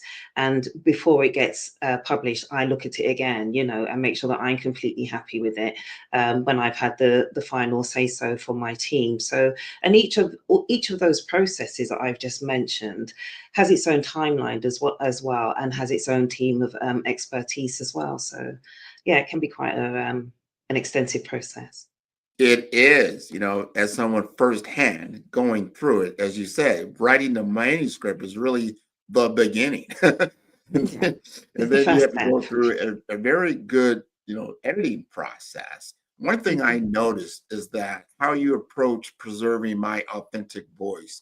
Even though you have an editing team, they're editing it, but they want to make sure they maintain the author's authentic voice. How do you do that? And you still, when you're editing, you still maintain the clarity and flow. Is that some secret sauce that Re-Ink does? To be honest with you, maintaining the author's authentic voice is my top priority. It's the reason why we even opened, to begin with, to ensure that all voices were being heard in their authentic state. So although there is a process to the editing that we do, it's really about refinement. I make sure that I read each manuscript as a reader, just a general reader, like anybody else, prior to rereading this manuscript as an editor, myself. And, in terms of, although I have my own team, I very much work as, I can also operate as very much as I did in the very early stages sometimes, never quite fully, but I have done before in other businesses within the writing industry as a publisher. And very much as a one-man band. So I can do the editing process, I can do the proofreading. But again, I wouldn't write my own work and edit it and proofread it myself, even though I know that I'm experienced in doing that, because that is not the correct process. So in order to ensure, it's important that I do that. And then I look at each chapter, as well. And as you found out as well, Grant, that I make my own notes, and depending on how we're publishing, where we're publishing, and the type of target audience and the genre of book that we're creating, they will all have a very polished standard. However, they will all have their own sort of specific focuses as well, that make them the books that they are. That's so important. And as we're going through this process, and I know you've worked on both, creative books, business books. So you have, like you said, you have different genres that you have specialty in. The question is, what's different about preparing a leadership title? My book it's a leadership book. It's called First Light. And when you start looking at a leadership book for publication, what makes it different when you're preparing something of the work that I put forth? Yeah, sure. I mean, just backtracking lightly, I like the way you said that, regarding working on business books and so on. I've worked in every genre, barring a couple, and that's out of choice. There's a couple of subject matters that I'm not interested in, and neither is my team, they don't represent us in a positive way. So I just put that out there. So people can feel very confident when coming to utilize our services in terms of most genres. But like you quite rightly said, in terms of your book, it is a leadership book, but it's also a business manual as well. And, and for that, it requires a whole unique approach, and just to give you a quick example, in terms of an ordinary, or say, for instance, a romance novel, which is my speciality when I'm writing, I do dark romance. I would say that what's really important about those books is very much the storytelling aspects, the narrative, and the emotional depth, that goes into those books. Whereby with a leadership book such as your own and First Light, we focus more so on the content, and that every chapter is focused on delivering actionable deliverables, making sure that it's got valuable insights, and key takeaways, so that's how we've and to ensure that it's positioned extremely well amongst its competitors within the genre. That is so important. And I thank you for that. As a first time author of this magnitude, you want someone with your expertise to be a partner in developing, the final production and the publication, and just taking it. It's not a DIY approach. I think some people think, oh, I can just create, like an ebook type of thing, throw it out there on Kindle and voila, that's it. But if you're really going to do a publication and an authored work, you've got to take, some other considerations into it. And I want you, if you don't mind, talk about some of those common, pitfalls that authors face, especially in the formatting stage, and then how do you help them to, how you help people to avoid things like that? Mm. Yeah, sure. I don't want to take away too much from DIY books, okay? I've read them, read plenty, and they're very nice, but they do not have the refinement that's required, and the standard, even in the books that they have, that they're trying to promote. I think that in terms of your question, I think some of the pitfalls that authors face is that they feel that by cutting corners, doing the process themselves, that they're going to you can't expect to achieve anything fantastical from that. So it really does depend on, I mean, most people write novels because they want readers to read them. They want to become bestsellers and so forth. But you cannot expect to do that all on your own, especially if you don't have the experience. Like with any profession. I'm not going to get somebody to publish my book that has never published before or been a part of the industry, or somebody to edit my book who has never done it before, so they don't understand the expectations, that comes with that, and the responsibility. So, I speak to a lot of the time, or in the past, I would say, not so much these days, but in the past, people have come to us because other people that they've entrusted with their work, that don't have the right credentials, have butchered their work, as I would put it, and then we're expected to pick up the slack and make it better. And sometimes that doesn't quite work well for us, and we may turn that work down because we're now fixing somebody else's error, whereby you have intentionally, gone to someone knowing that they didn't have the right experience to begin with, so you probably haven't done your own due diligence in looking at their background and seeing any case studies or examples to read from, before going that route. So I think it's very important that the marketing aspect is done by professionals and expertise, and people that have the required expertise, rather, and every step of that process is done by somebody who has that knowledgeable experience. I think that's important. I think you kind of answered the next question I was looking for, and that what separates someone, a DIY book from a self-published one. I think you kind of hit that one out of the park. But can you also walk us through the importance of cover design? See, these are things you don't think about as a first-time author. Or you just think, oh, I can just make some creative graphic artists and boom, that's it. But can you walk us through the importance of cover design, not just for the aesthetics, but for the marketability? Yeah, sure. I mean, cover design is critical. It's something that is a specialism. You have to understand like the psychology around colors, and branding and typography and things of that nature, positioning, and all of those things will, if you do it correctly, will really help to bring awareness to your books, and will also help to create significant sales for your books as well. So, these are things that even in my business today, although, for instance, in terms of your book cover, I don't know if you want this known publicly, but I'll put it out there anyway, as a bit of a teaser. We've worked together, and we've created that book cover together, haven't we? Yes.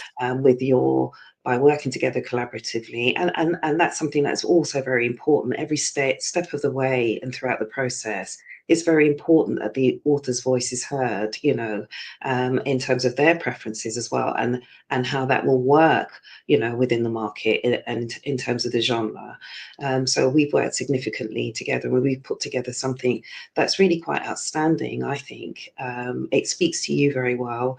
And I think that although you may have all these key experts behind you, creating this magnificent product on your behalf, no one will sell that book better than you will, Grant, because you wrote it. So it has to all align very well with what it is that you're doing and the purpose of it. I'm glad you said that alignment, it has to be a representation of myself. We worked together on the cover design. We went back and forth on what we were looking to do. You really got into the book, and that's one thing I really liked about it. You not just read it, you digested it more or less, and you asked good questions, and we came up with these things because, I have my expertise in my world, you have your expertise in your world, and we kind of brought those two together. And to your point, I think it is going to be a very fantastic piece of work. I want to ask, because these are things I didn't know about that you introduced me to. That, besides just the written work, you got to get I think it's the ISBN. You got to get these numbers. You've got to get copyright, right? You got to get it copyrighted. You got to get certain trademarks. I mean, these are things you're like, oh, I didn't, but you had all this art. This is our part. This is like, 101 for you, but for me, it was something new. Just talk to us a little bit about that.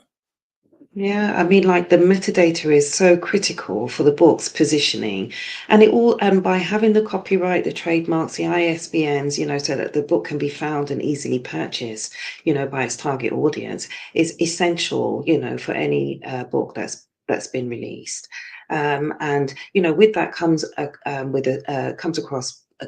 Comes aligned and incorporated with that a certain level of expertise, and that's it's although it's those things that you've mentioned, it's really the things that happen on the back end, and sometimes on the front end, because, in terms of the serial numbers, which are international, in terms of the titles, title name, product name, all of that information that's on the back end is very, very important to people like myself. You probably don't realize how important it is for you, because we don't bother you so much, with that information unless we have to.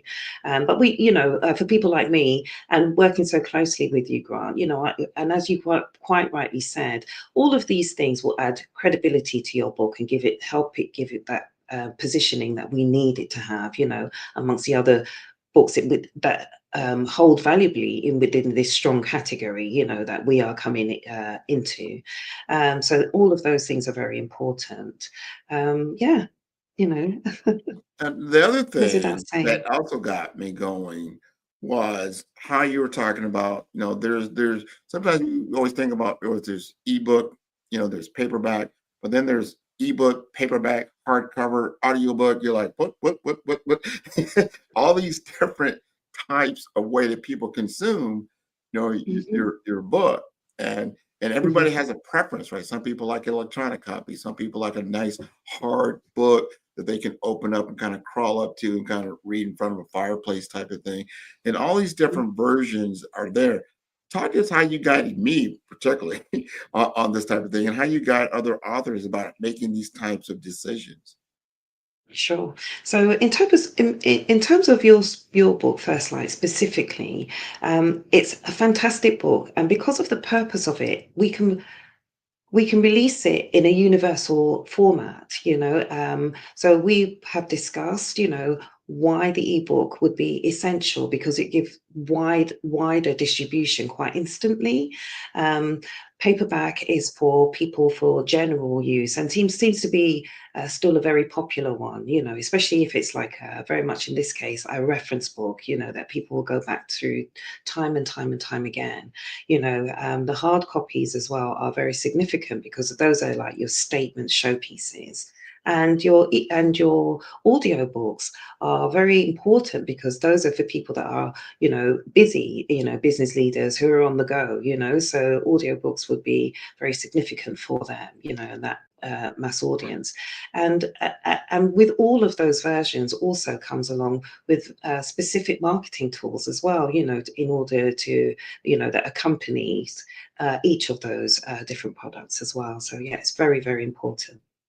I think so. And because I have a podcast, I have a pretty well-known podcast. Having the audio book probably makes sense, along those Mhm. ways. I wanted to also talk to me about the thing that I know about these things, but I never went through the process of getting someone to write a forward, to getting testimonials, endorsements for the book, to give it the kind of credibility. I was happy when we say, you know what, and you work with me, like, let's get a list of people that we can potentially, get to potentially write a forward, and then also Mhm. have different testimonials about the book, that we will give them snippets of the book to read and that kind of thing. Mhm. And we just got it back today. I'm going to announce it. We just got it back today. Brenda Bench. Not people don't know this name, but Brenda Bench is ranked #1 in the world on leadership training for C-suite executives in the world, not just in a small place, in the world. And she wrote the foreword uh, for the It's book. fantastic, isn't it? I I mean, just, I want to I get your opinion about that. yeah, I mean, that's the kind of accreditation that you need to be able to get, for your book. And I mean, she's just as invested as I have been prior to even the manuscript being written. We talked about this book many years ago now, when we think about it now. And, to see it come and progress to where it is, where we're almost ready to release. I just think it just goes to show how important that book is, and not just that first book. I'm really, really proud to announce here that it's the first of two.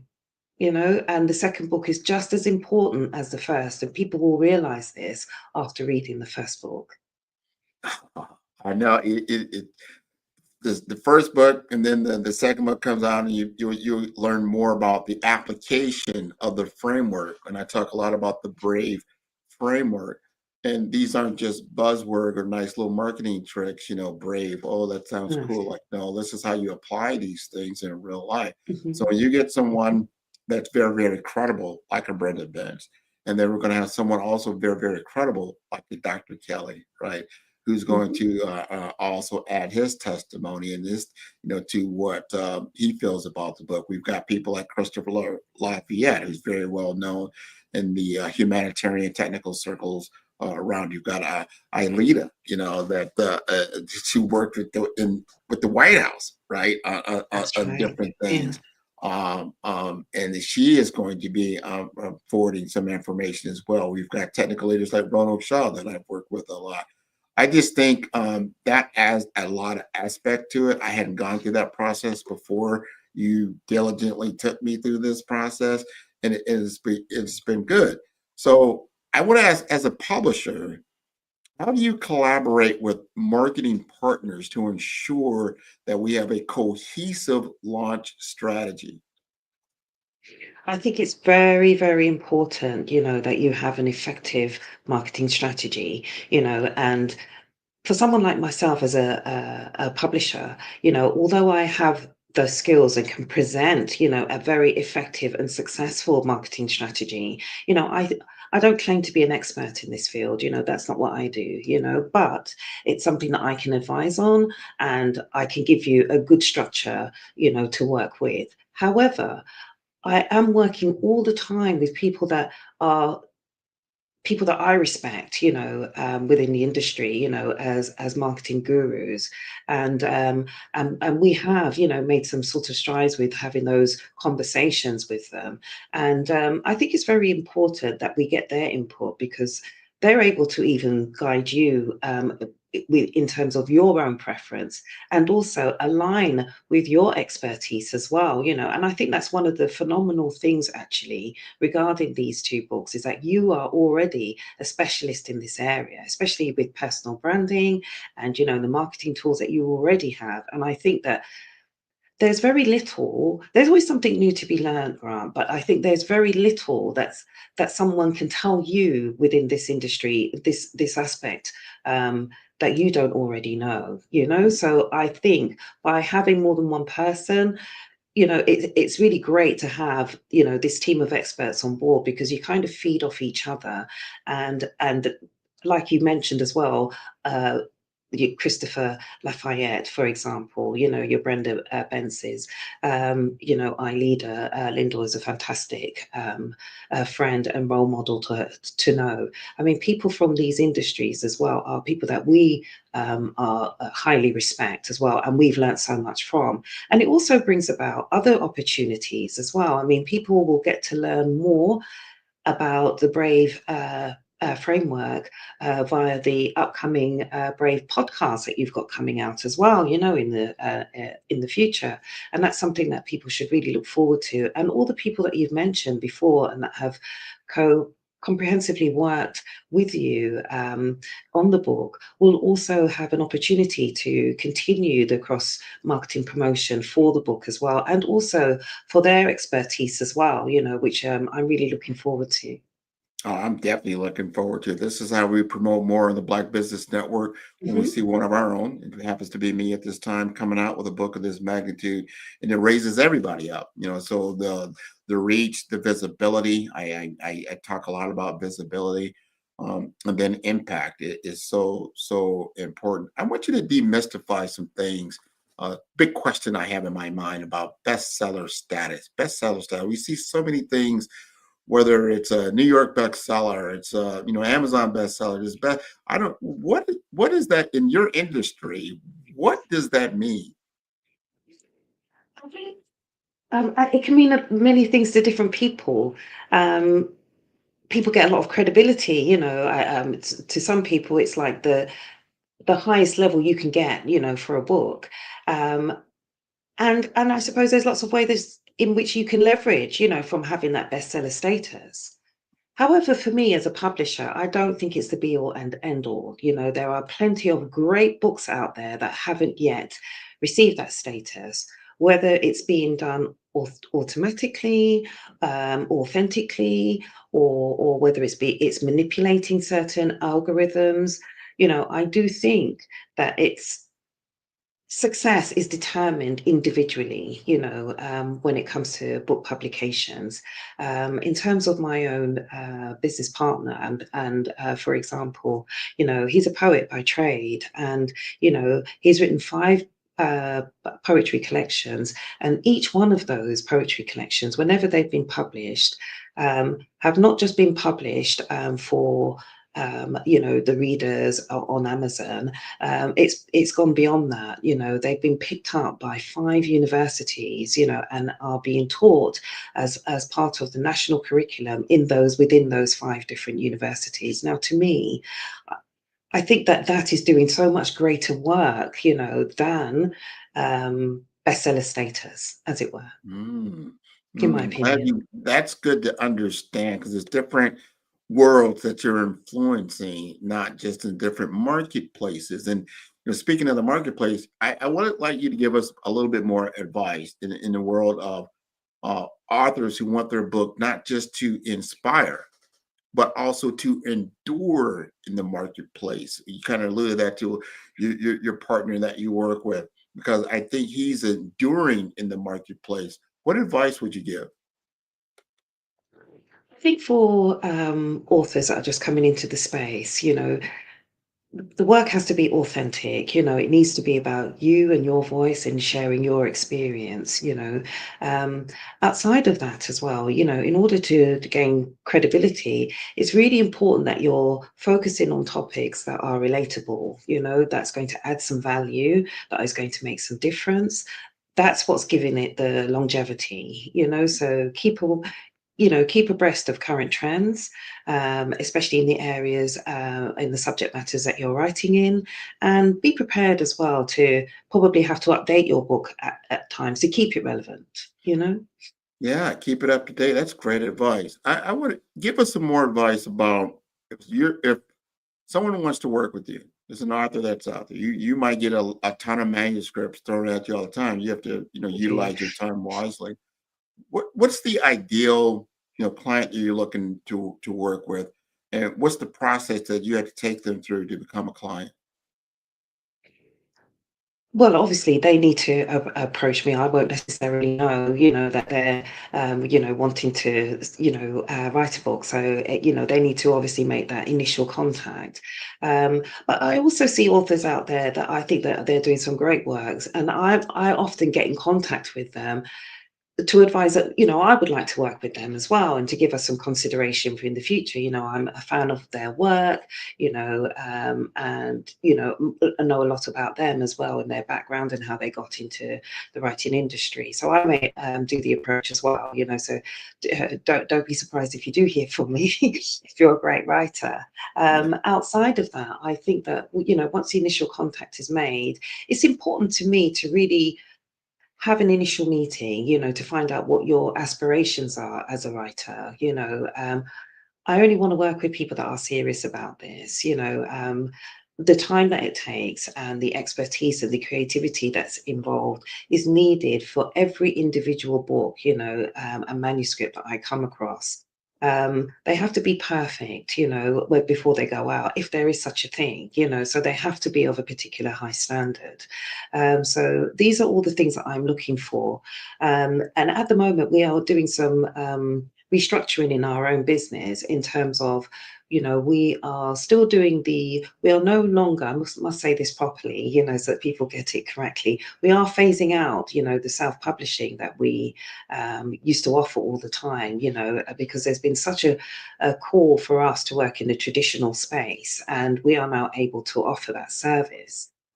because by doing so, it allows us to work on our other projects as well, as writers in our own right and within my team. And I must be able to allow them to have their voices continue to be heard, whilst we are amplifying the voices of others. So although we will still do some self-publishing, it will really be for people like yourself, like that are dedicated and repeat customers, that we already have that historical, bespoke relationships with. So we want to maintain that, and as long as we've got the resource to do it, we will do that. But we are more focused in the traditional space. So we are really wanting to hear from authors that are really serious about, this industry, and want to really be a part of it, wholly and authentically, rather than just to make a buck. I like that. I like that. And we worked, we got together, we talked about it. You approached me like, hey, Grant, you might think about writing a book. This was a couple of years ago. And over time, you sent me some documentation, some information so I can get a better understanding. And then when I was ready and I approached you, we were able to get into a project. So it's a journey to get to that point. To your point, it has to be serious. Can't just be knee jerk. It's got to be something that you're ready to go all the way in on and spend, some months actually in the publishing process to get done. I wanted to ask you this before we close. How is AI impacting your business? Are you seeing a lot of information that's coming to you that's completely machine generated, or are you seeing people using it for refinement, automation, maybe all of the above? But how is it impacting your industry? I think for me personally, thankfully, I keep on top of the writing industry and the trends. That's something that's always been apparent to me as a Black writer, so it's something that I've had to maintain because, when I first started writing over 30 odd years ago, there weren't many of us, so as we are now, as we found or discovered the self-publishing platform, we've been able to sort of publish as frequently as we would like. So, with that in mind, keeping about on trend has been very important. In terms of AI, thankfully, I've been using it way before it became very popular, so, I think I've been able to, and also in my business, we have our general counsel, which is our lead strategist. So they keep us on trend with what's going on and always keeping me abreast of what's happening within the industry. It's very important that every publisher has that or knows how to do it, otherwise you're going to get lost in the sauce, and, we'll find it very challenging. I'm able to sort of thankfully detect when something is artificially or AI written from when it's an authentic piece, because the difference is that the emotion isn't there, the depth isn't there, it's just something that I need to see, and how I'm able to sort of differentiate between the two. So that's been a skill that I've been able to develop over a few years, which has really sort of benefited me and our business. And also as well, AI has been very helpful in terms of detecting plagiarism and things of that nature.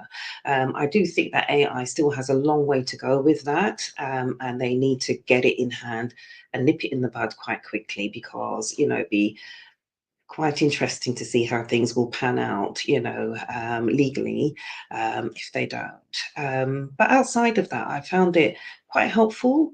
It does save on time with some of the work that I'm doing as well, and can very much sort of help me sort of strategize in terms of how I can work in a more optimizing manner, in order to sort of carry out my own functions, which are many. Yeah, no, cause first, when it first came out, I think a lot of people were thinking, oh, it's going to be a lot of AI generated content just all over the shelves. And then to your point, you start to realize it can do certain things really, really well.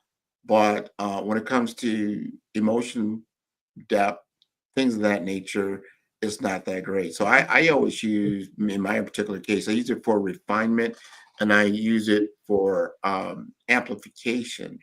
But for originality of idea, you still definitely need the human in the loop. Let's put it like that. You do. It's Very much just so. No, obviously it's not a conscious thing. So there's subconscious, there's conscious, and then there's unconscious. And artificial intelligence is unconscious. And I think people don't, they need to really realize that when they're, so especially using it for certain kinds of tasks. And when you're doing human to human communication, you need to be as aware and can deliver as much awareness and consciousness as possible, in my opinion, in that world. Part of some of what my book is talking about, you've got to do a little self-awareness before you start leaping into leadership and understanding what is the true purpose that you're trying to gain. So important. Exactly. So before we leave you, you got to let us know one thing. Number one, I want to also let the audience know, and I want you to talk to it a little bit. We have our own mini series going on right now in Her Health. This was something that you brought to me. Is Her Health Unveiled Global Voices. You can see it on the Follow the Brand podcast that comes out. Actually, we're doing it on LinkedIn Live on Fridays about 2:30. Talk to us about just a little bit about what you're thinking about that mini series is all about, and then tell us how to contact you. I think that the mini-series has definitely exceeded my expectations so far. And, I mean, I can't believe that next week we're already halfway through the series. I mean, it's just kind of flown by, hasn't it? The feedback has been quite phenomenal and very, very positive. And I really actually, Grant, would like to actually take this opportunity to actually thank you for providing me with a safe space. I wanted to say this yesterday, but we ran out of time. And to thank you for giving me that safe space, having that faith and trust in me, in order to us to be able to deliver this in the way that we have. We've touched on some very, very sensitive issues that affect our demographic in a very impactful manner. And I think by shedding light on it and bringing this awareness has made all the difference so far. And if it's just making, even if it, to me, before we started, I thought if it just made the difference to one person, within our demographic, that would be fantastic. But I'm getting people contacting me, and you have been bombarded as well, and in a very, very great way, about our series. And and I've just been really overwhelmed with how successful it has been, and long may it continue. I hope that even long after the series, it's still touching people and reaching people. And it's just aligned so well with the other healthcare work that I do with my own Live Right healthcare newsletter, that I'm actually working on the back of this now, which I just think is quite phenomenal. So thank you, Grant, for what you're doing, for females, for Black female healthcare. It's absolutely fantastic. Thank you. You're welcome. No doubt about it. Now you got to tell us, all right, how do we get in touch with S. Lewis Campbell? Okay, so if anyone wants to reach out to me, they can do. I think the best port of call would be the company email address, which is inc@reinc.art. And if anyone wants to find out about me or more about me and the services that we offer, please hop onto the website, www.reinc.art, and you can find me either in my name or just put in Reinc Publications on any platform. You should find us, or Google me. Or LinkedIn. She's very active on LinkedIn as well. I want to thank you again for being on the show. Genius is common, and I will see you on the other side. That was wonderful. I want to remind everybody that the Black Business Expo's mission is to raise funds for high school seniors going to college or K through 12 entrepreneurs. This expo is a fundraiser for students, and you may go to blackbusinessexpousa.com to donate to the scholarship fund, or use the Cash App that is on the screen below, and that is $BBXUSA. Our goal is to give laptops and up to $5,000 to 10 students. And students, you can register online at blackbusinessexpousa.com. Every dollar counts, so please donate to the scholarship fund and help students achieve their dreams. And special thanks to our Black Business Expo USA sponsors, NC100, Suede Soul, Carolina, Virginia Minority Supplier Development Council, Staff Management, Margie McLean Foundation Incorporated, Genius is Common, Executive Women's Success Institute, The Quality Coaching Company, Superwoman Business Services, Creative Force Studios, Lee Entertainment, 5-Star BDM, Black Business Olympics, Artistic App Design, Banks Law Firm, Black Business Expo USA, Genius is Coming, and I will see you all on the other side.